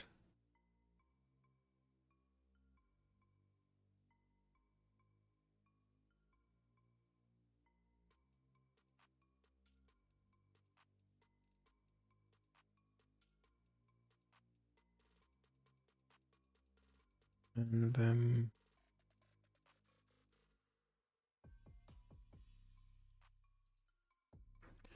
User command.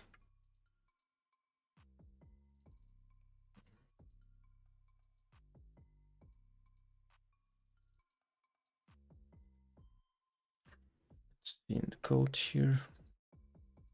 This is in operations.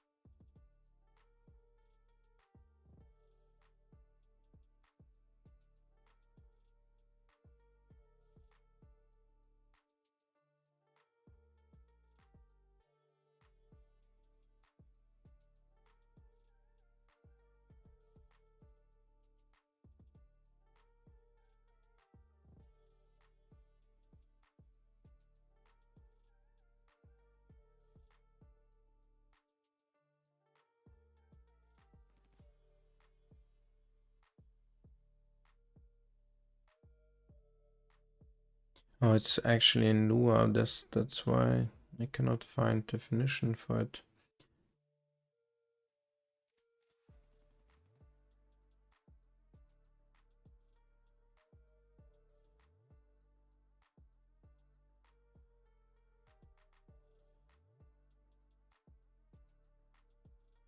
And the other one is this argt.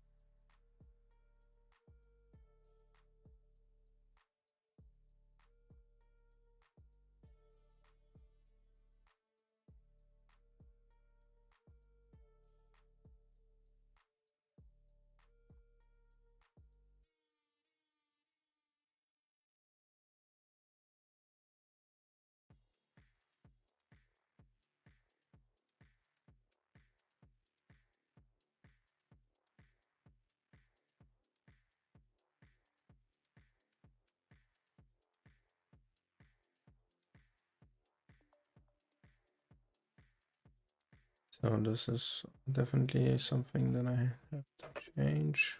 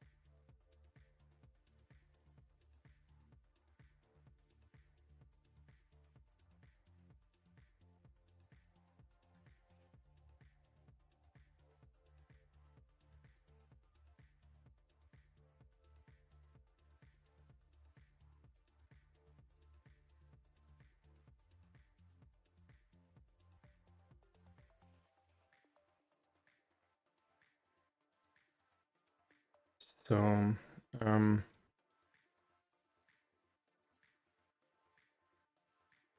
what do we do?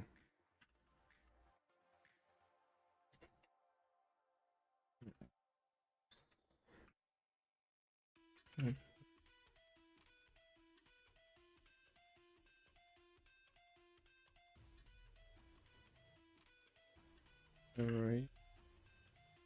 No. What's this?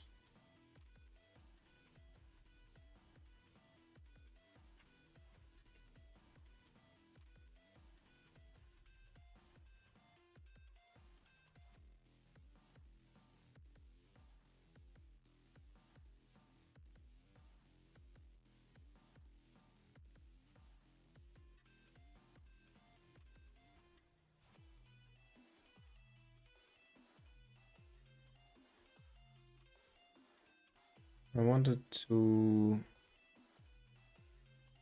fix the deletion part.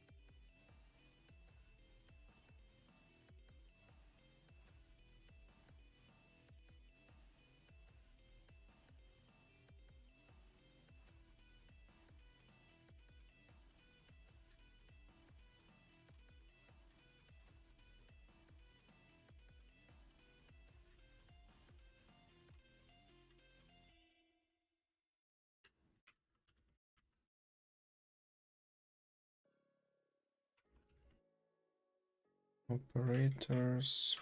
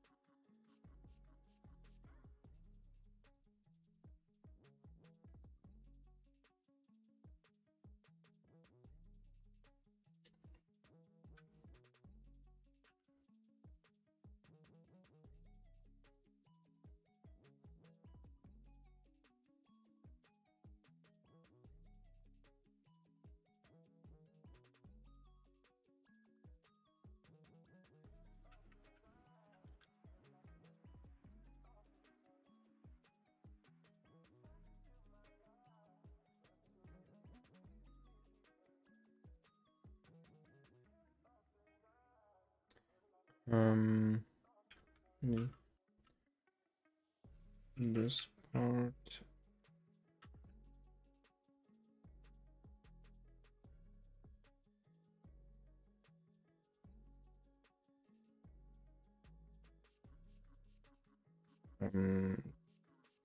Need this. We just check for the address type being character. Browse.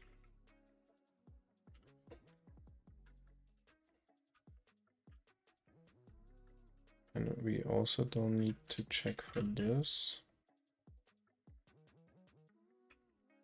And don't need to check for this. It's only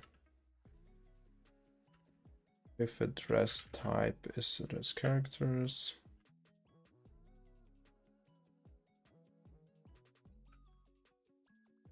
Here, then we do this part.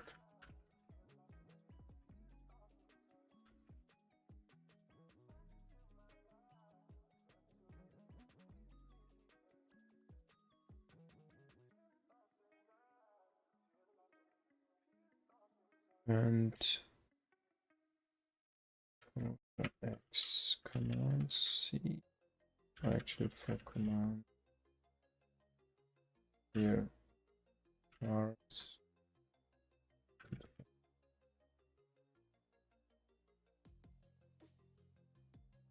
First command.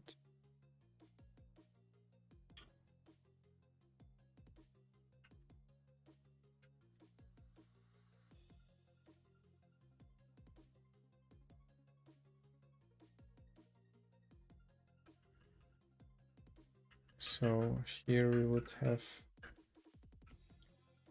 s chars.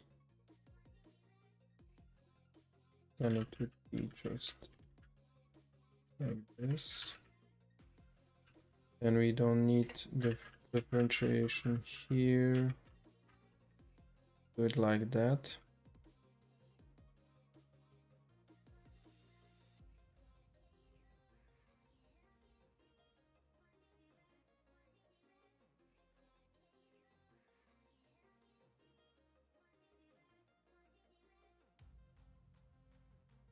And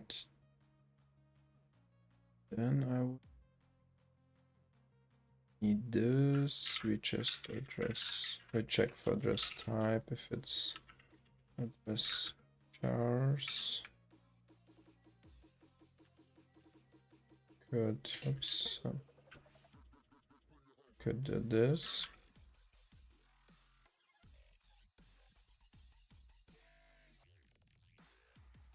And somewhere above we have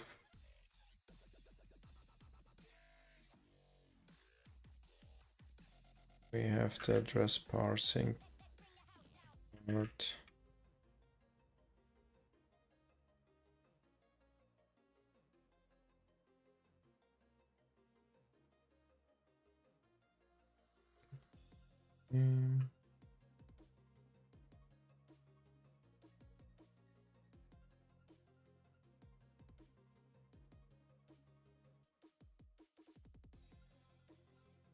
Was this here?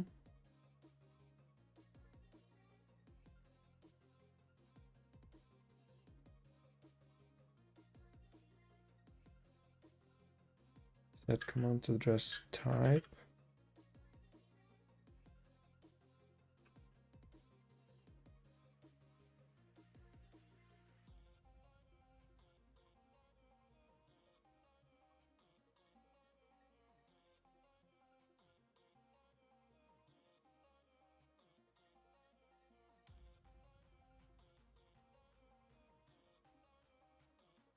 Default case when address type is characters.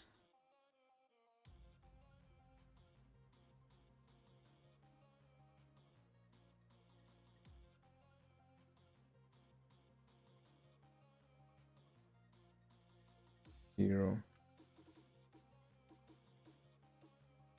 Yeah, let's do this. Then parse the command here.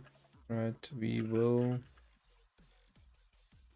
skip this part only if like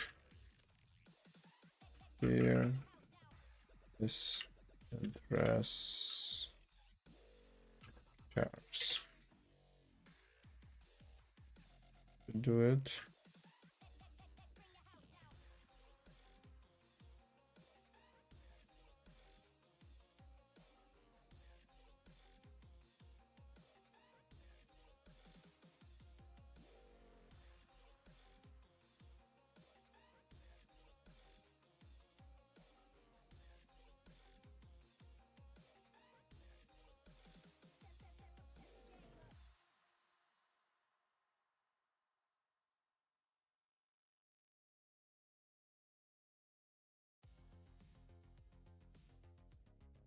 What happens here if line number, max line number, column number is max column number? Means all lines.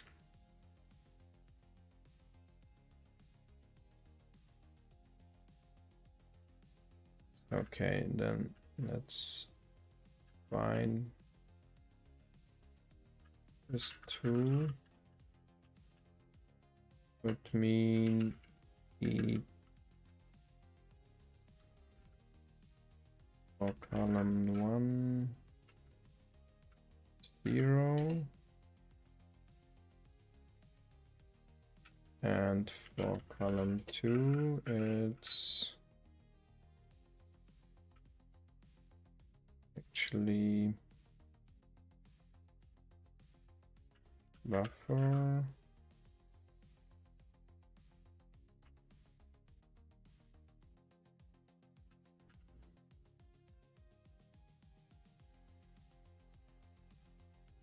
get buff length of this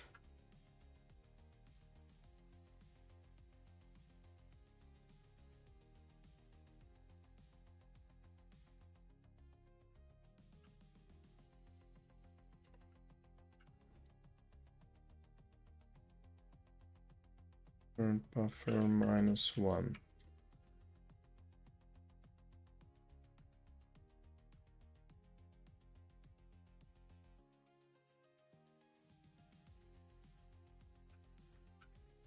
Is this right? No.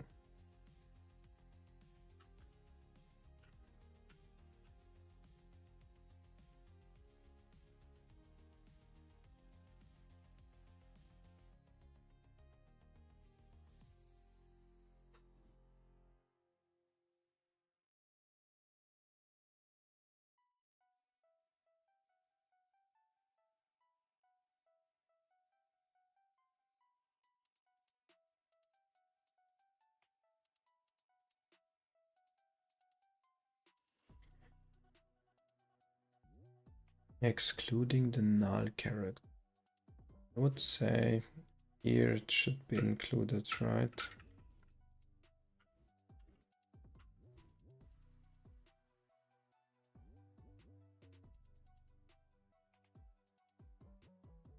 This is 12. So like this.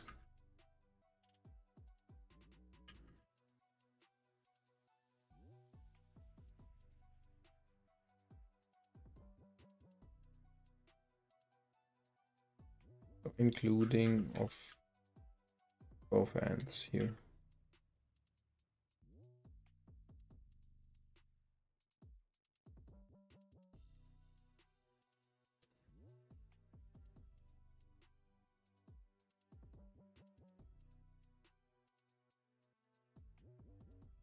It's if it's star, it's not address lines, an error. Or the address type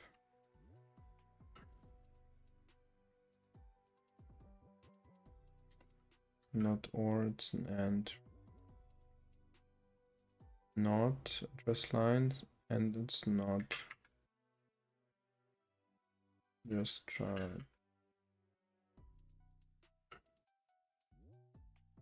unequal address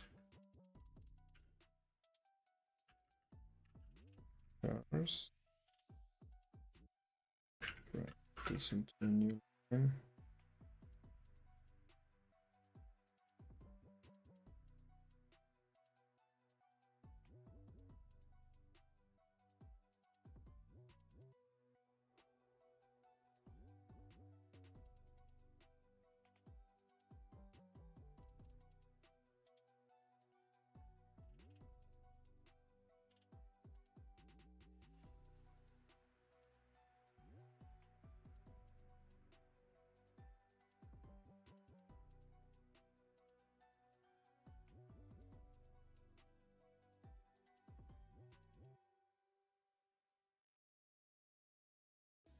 So if this is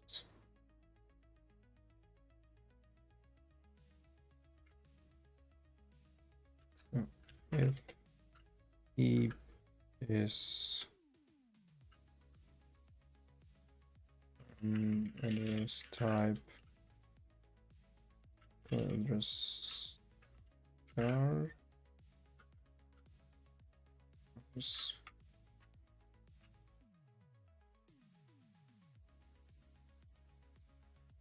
then we would set also the columns should be here.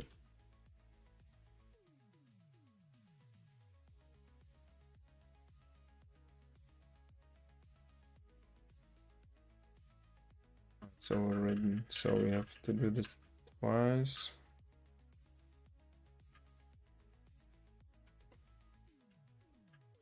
Here, set the mark column.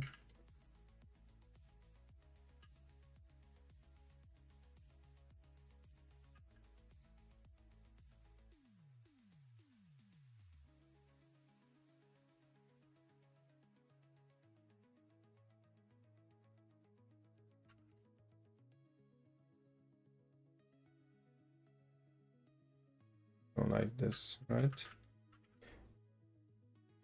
And here we're doing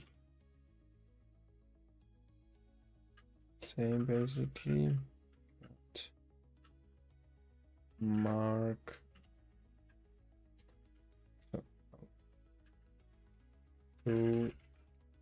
two.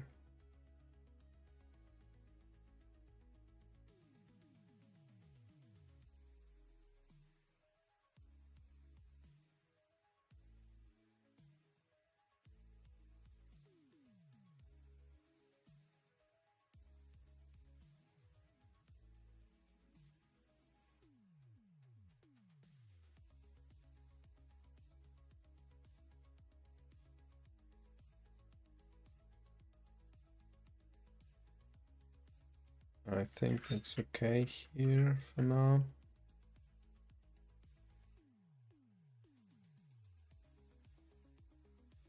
And the other thing here would be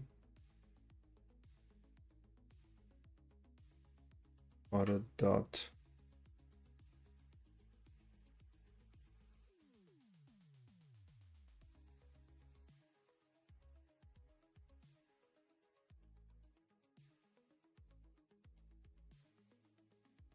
If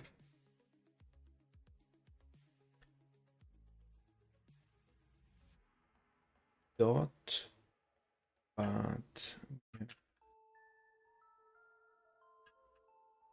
any reason this chart, then this would be true, right? Make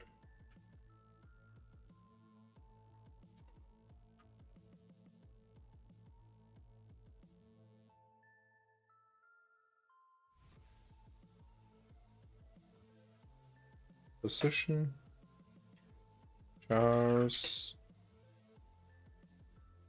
this, and last line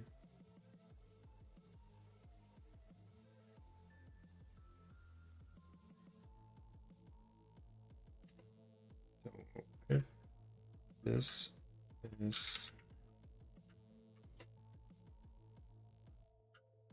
chars, and we would set this, and the column is then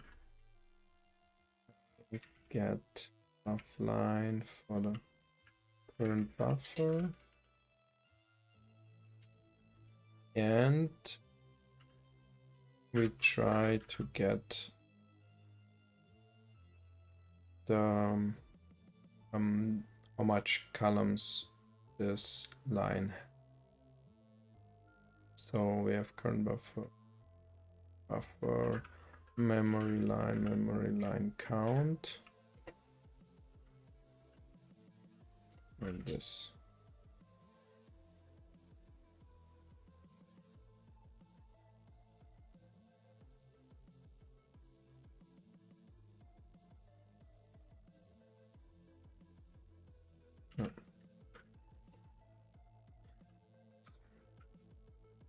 And also here including the null.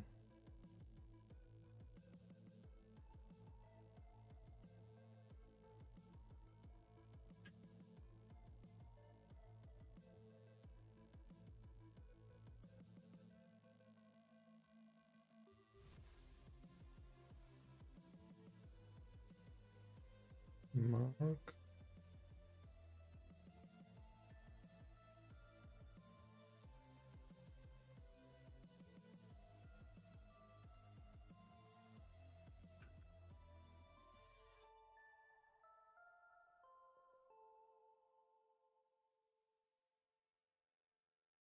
So if address type not equal address lines, then error. So this would mean here for us, it's if it's not address chars.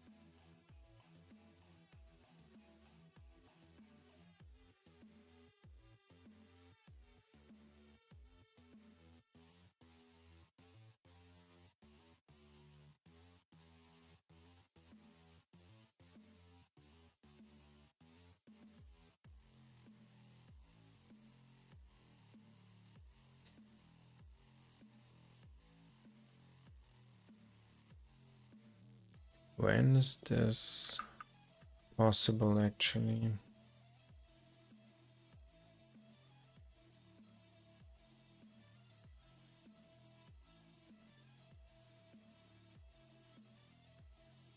You're passing the address, not the command.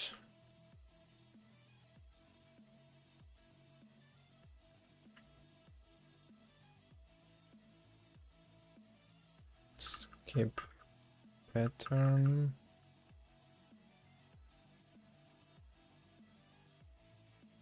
If skip.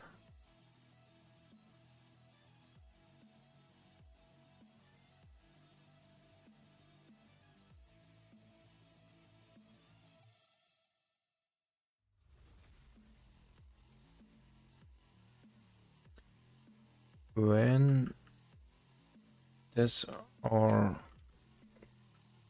this follows another address, start from there. If slash or exclamation mark follows another address, start from there. And I'm a bigger 0 and line number not equal max line.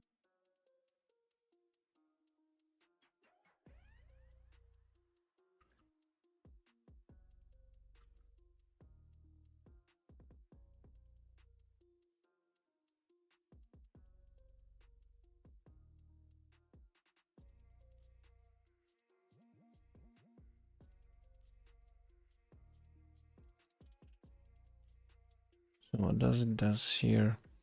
Line number is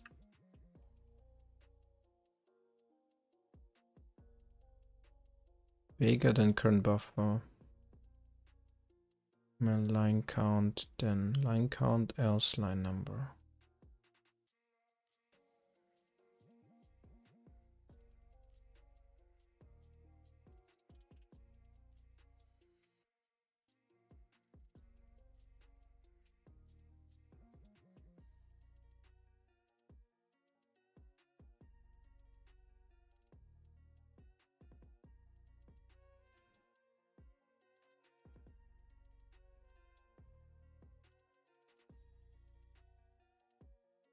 So this should be then also verified. So we have and address type is not equal address chars. And I guess here we have also to check if my number, if C number is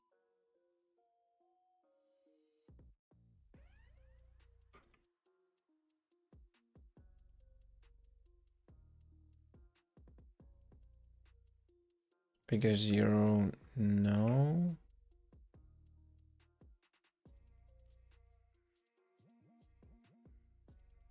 But if C number is not equal max column and we have the actual address type equal address chars,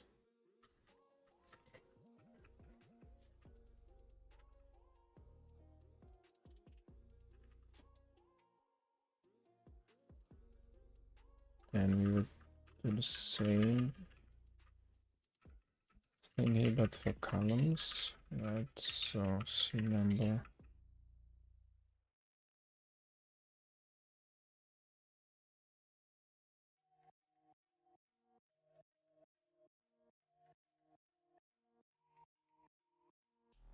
does this make sense?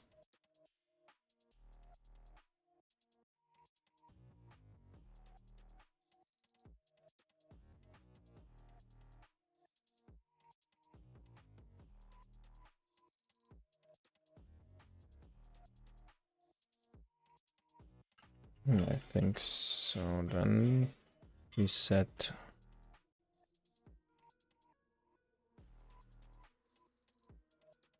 column get buffer length, current buffer, get count.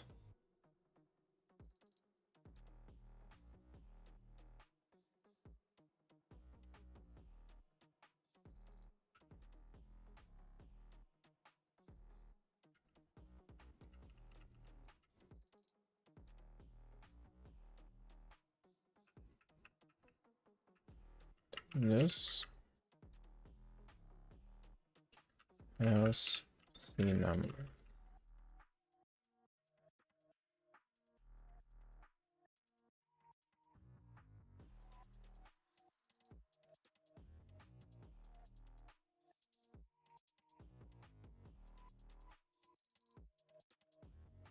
Okay, actually I did this here. So start a forward search at the end of the line unless before the first line.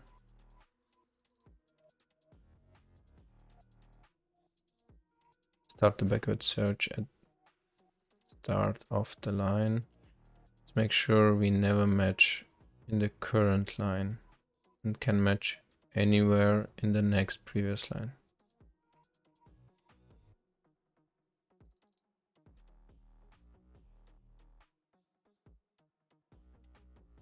Current line number is bigger than 0.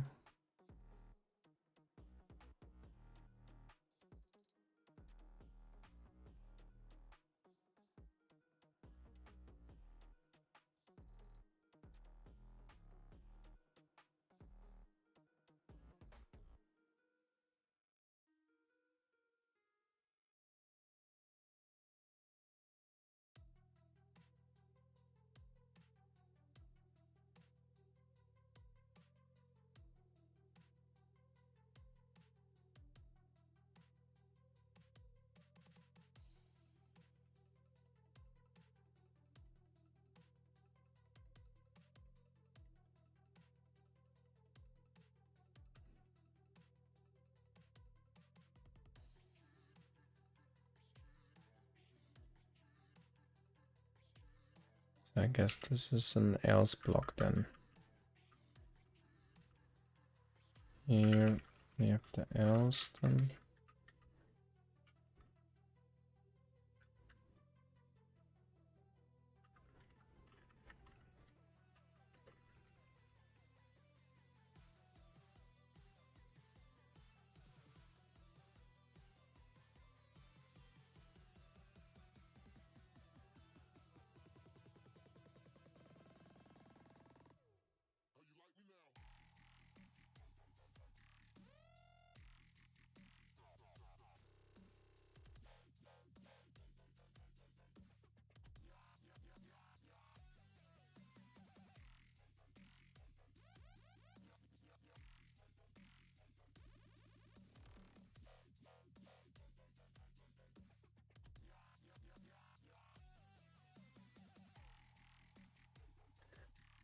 Okay, then we have search command do search.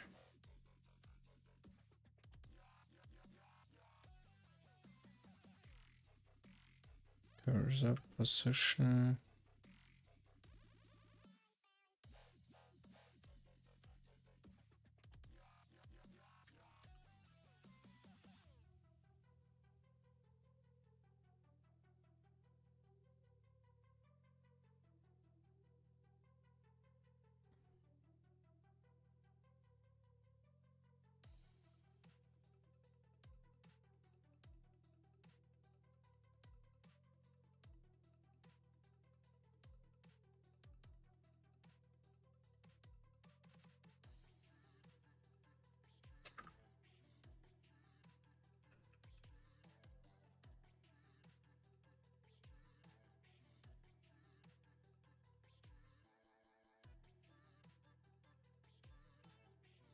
This makes sense here.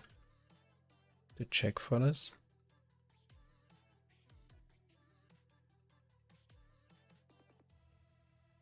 It's not max column. This is bigger. Yeah, okay. Yeah, I think it's okay just to reduce it to the max column in this line.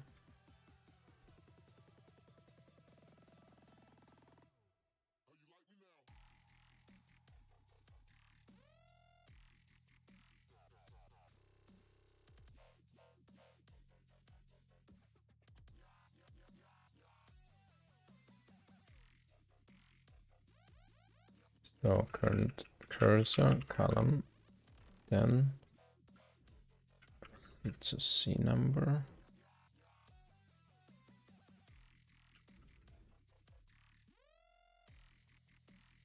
Like this.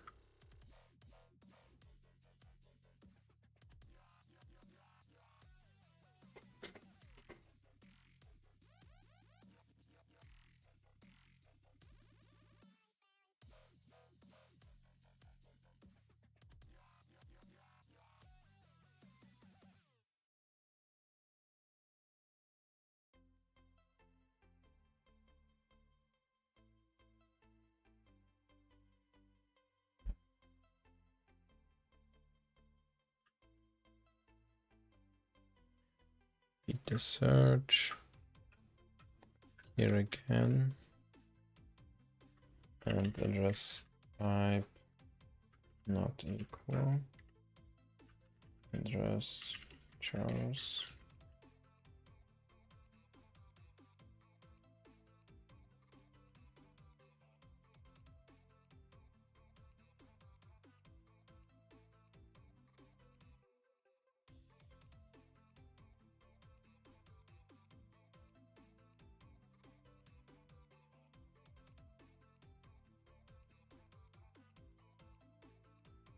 If we did it same.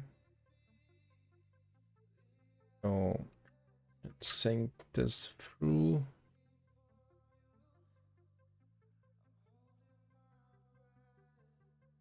The search follows another address start from there.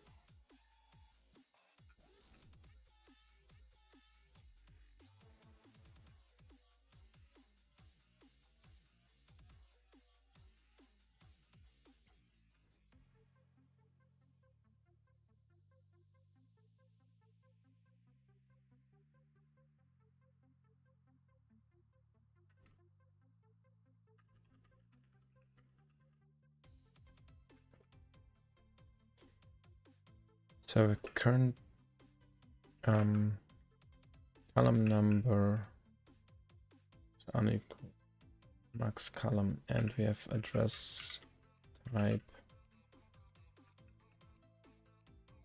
address characters. And we set the position column equal to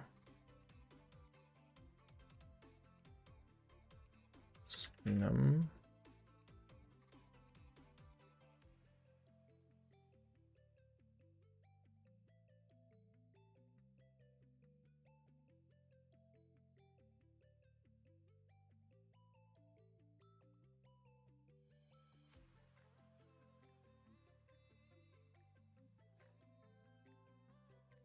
So actually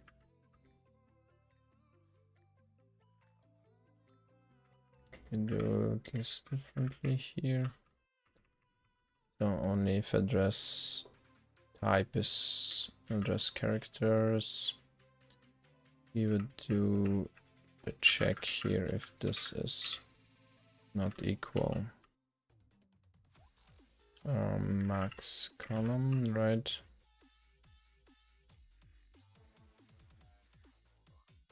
And we would set the CNUM, else we would do this calculation. Or at that point we would take the cursor position.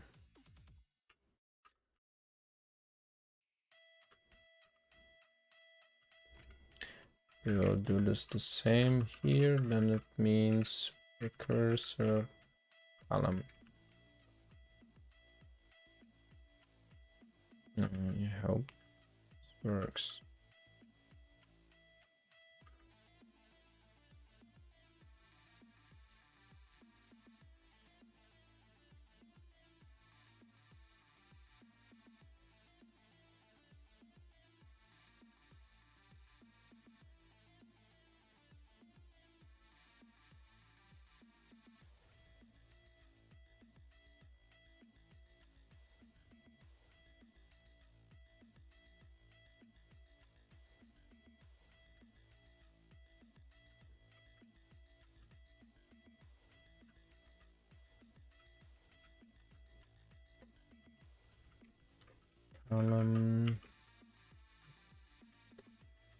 Oops.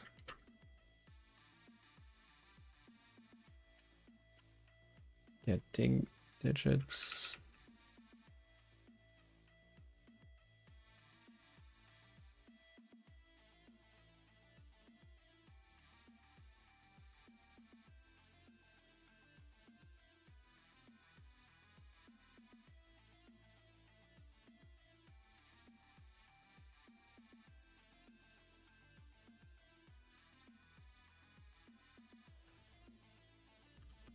So, and here, if this would be characters, and we would do the same actually with a break here, but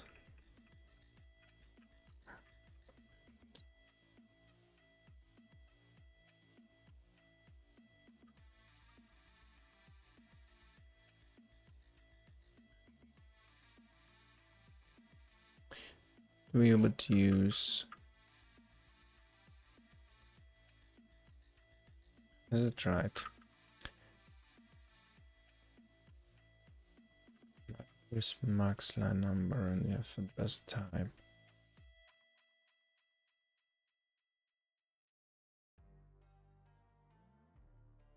Oops.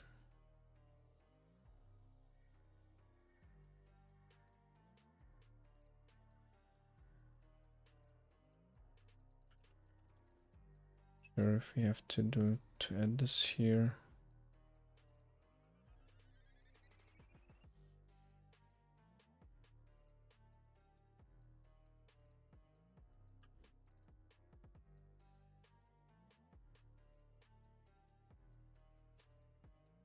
is digit, blah blah blah.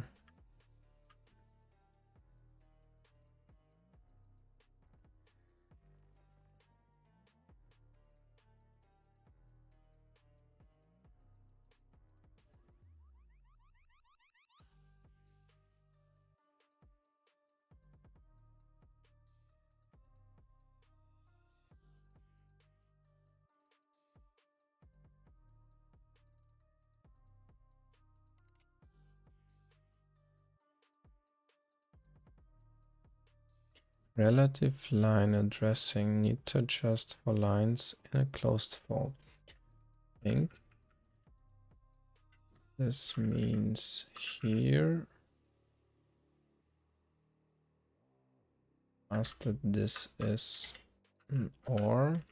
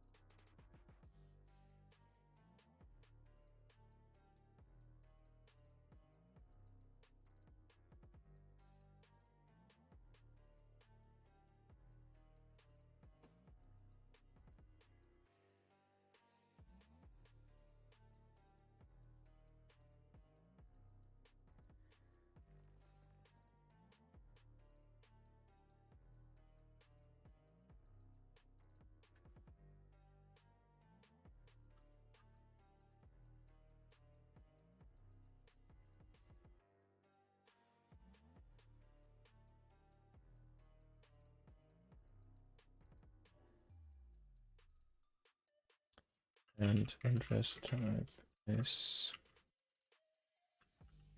address chars.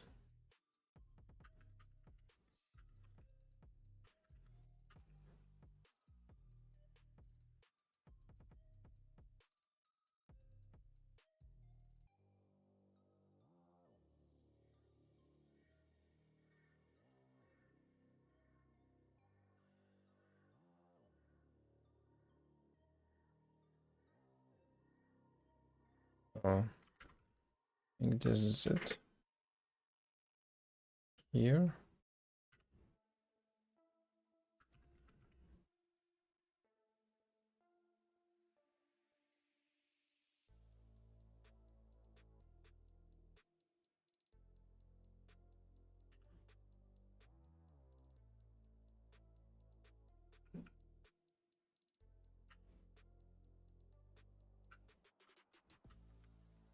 Can be also char.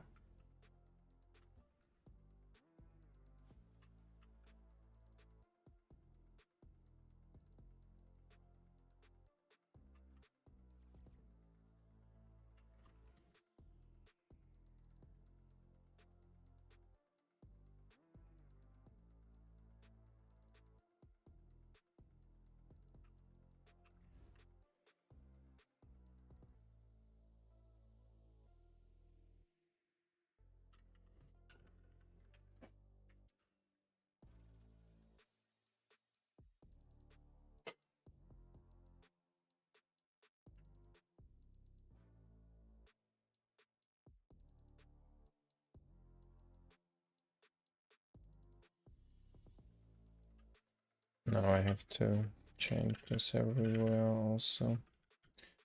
Like in X commands, blue bang.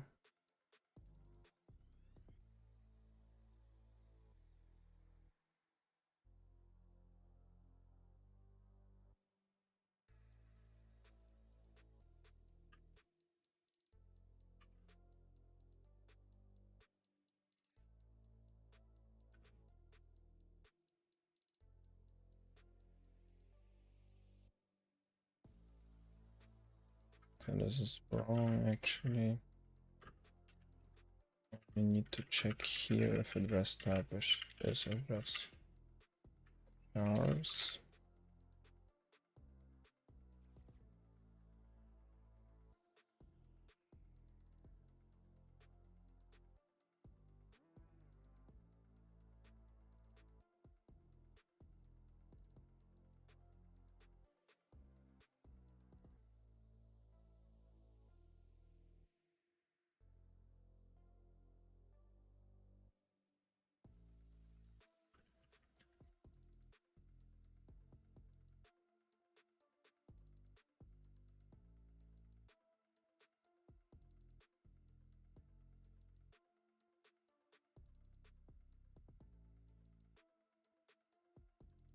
This should be fine.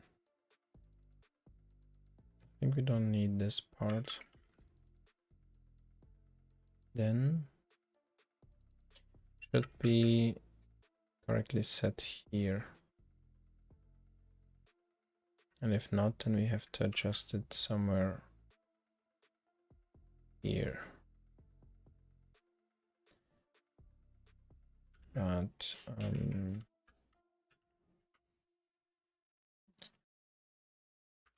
search for X, do commands, do global, it's X commands, right? Global.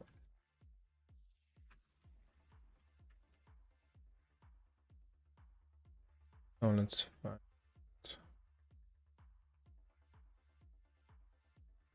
Here I had also modified stuff, so this is like this.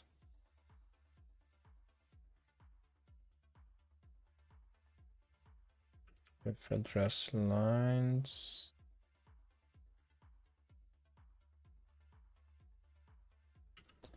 With address.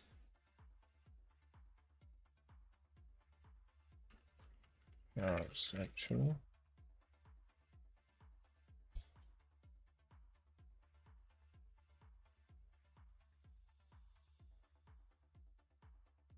That parts here.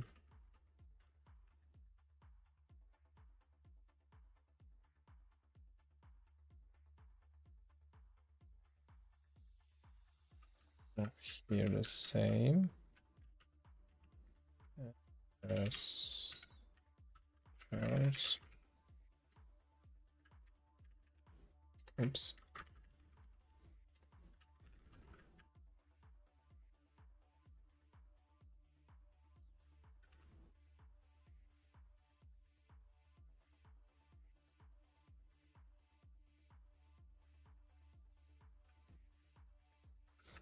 So here we have chars.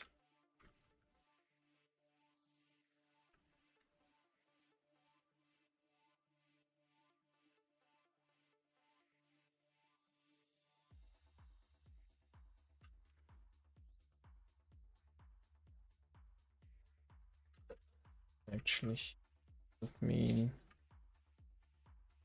we have to set always 0.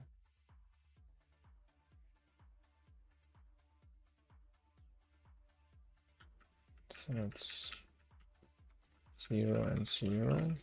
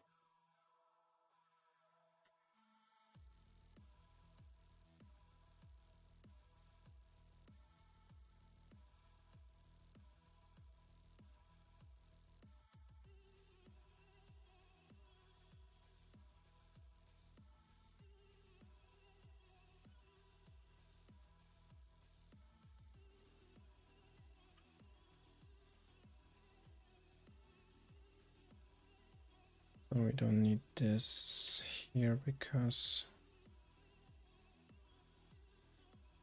it should be set properly then.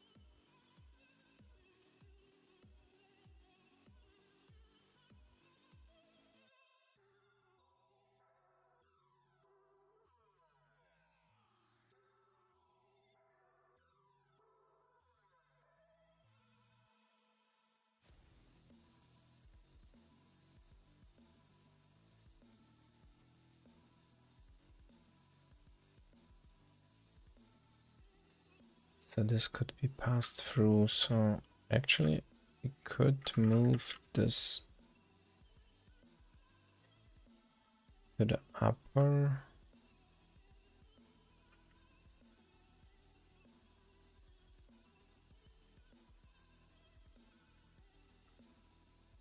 Everywhere where we have this. So here.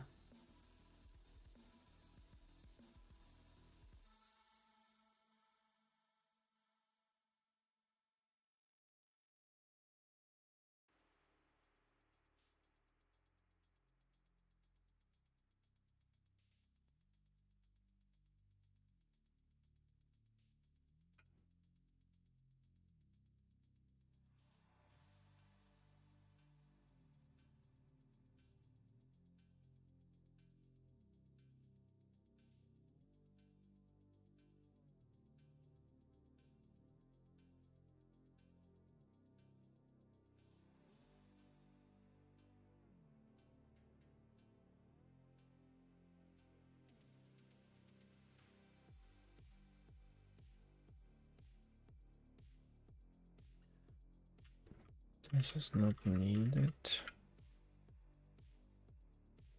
I always do this.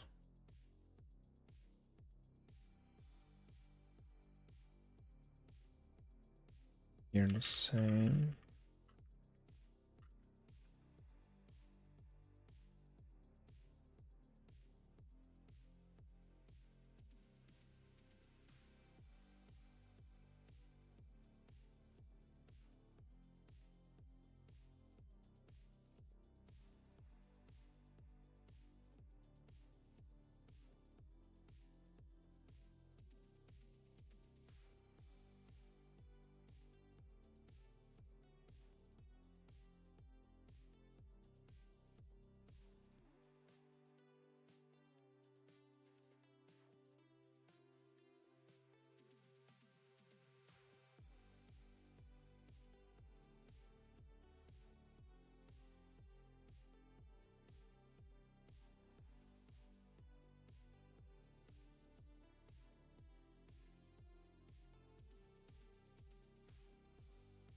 So this to revisit.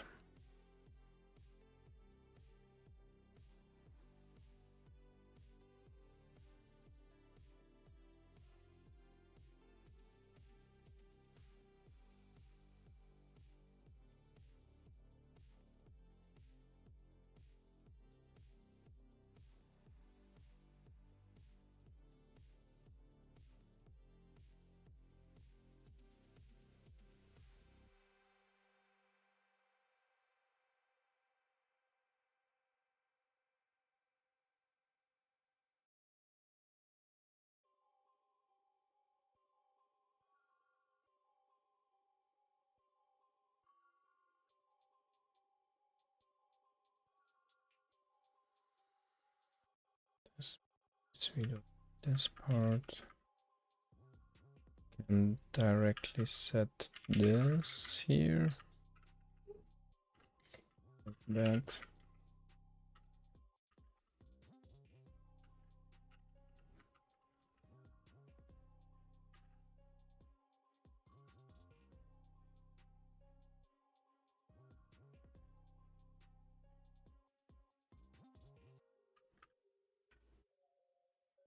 Need to do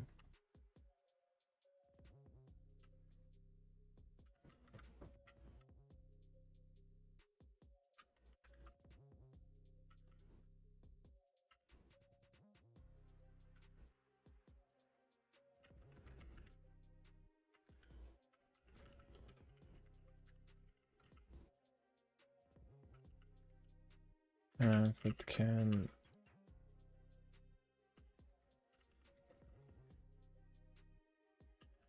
bind also this part here.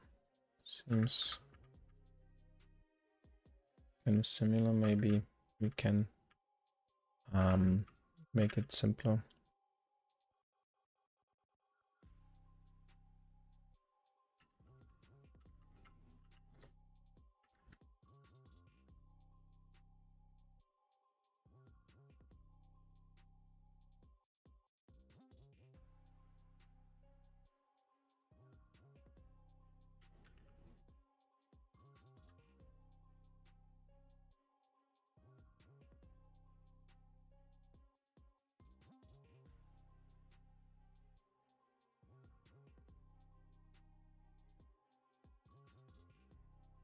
And I guess this here could always be set.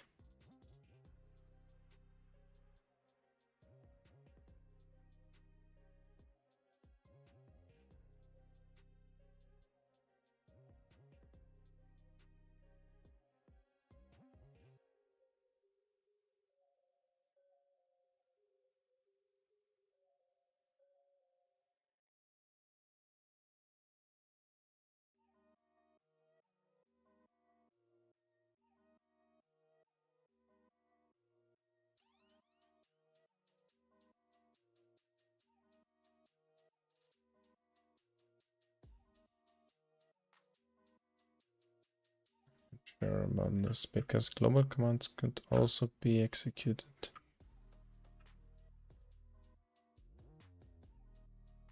But no, I think they still have always a range.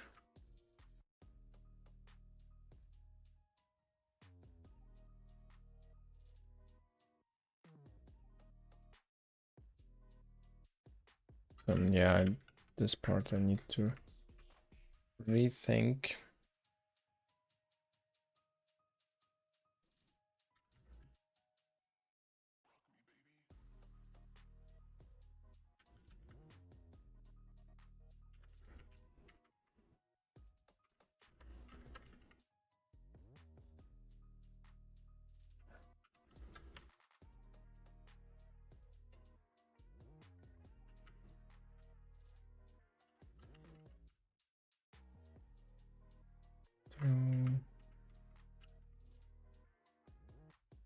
Raters.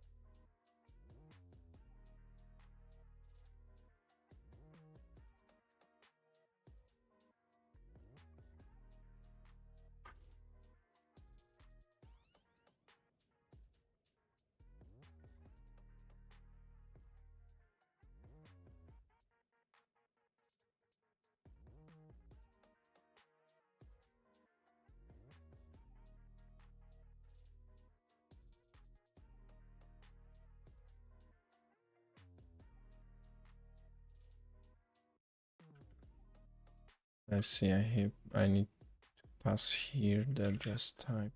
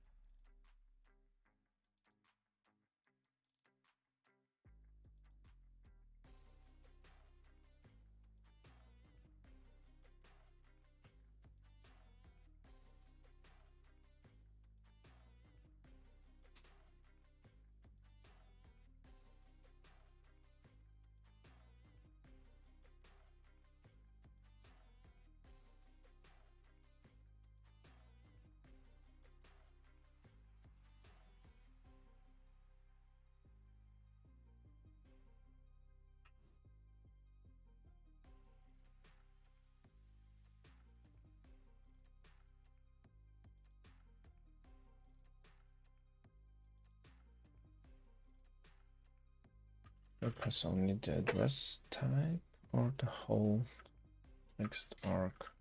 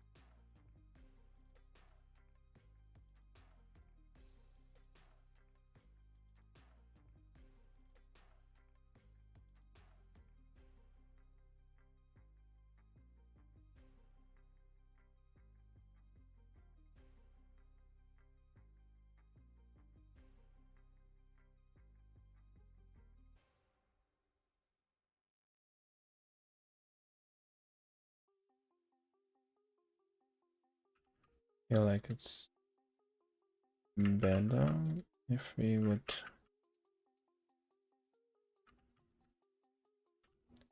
pass completely.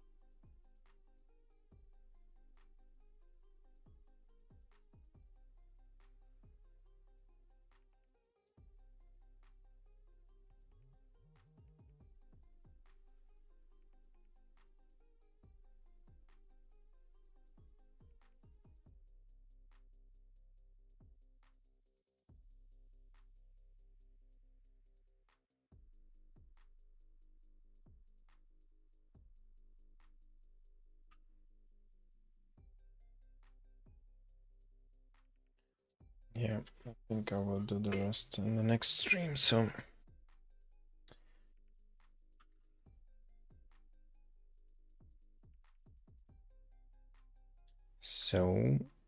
thank you for watching and see you in the next one.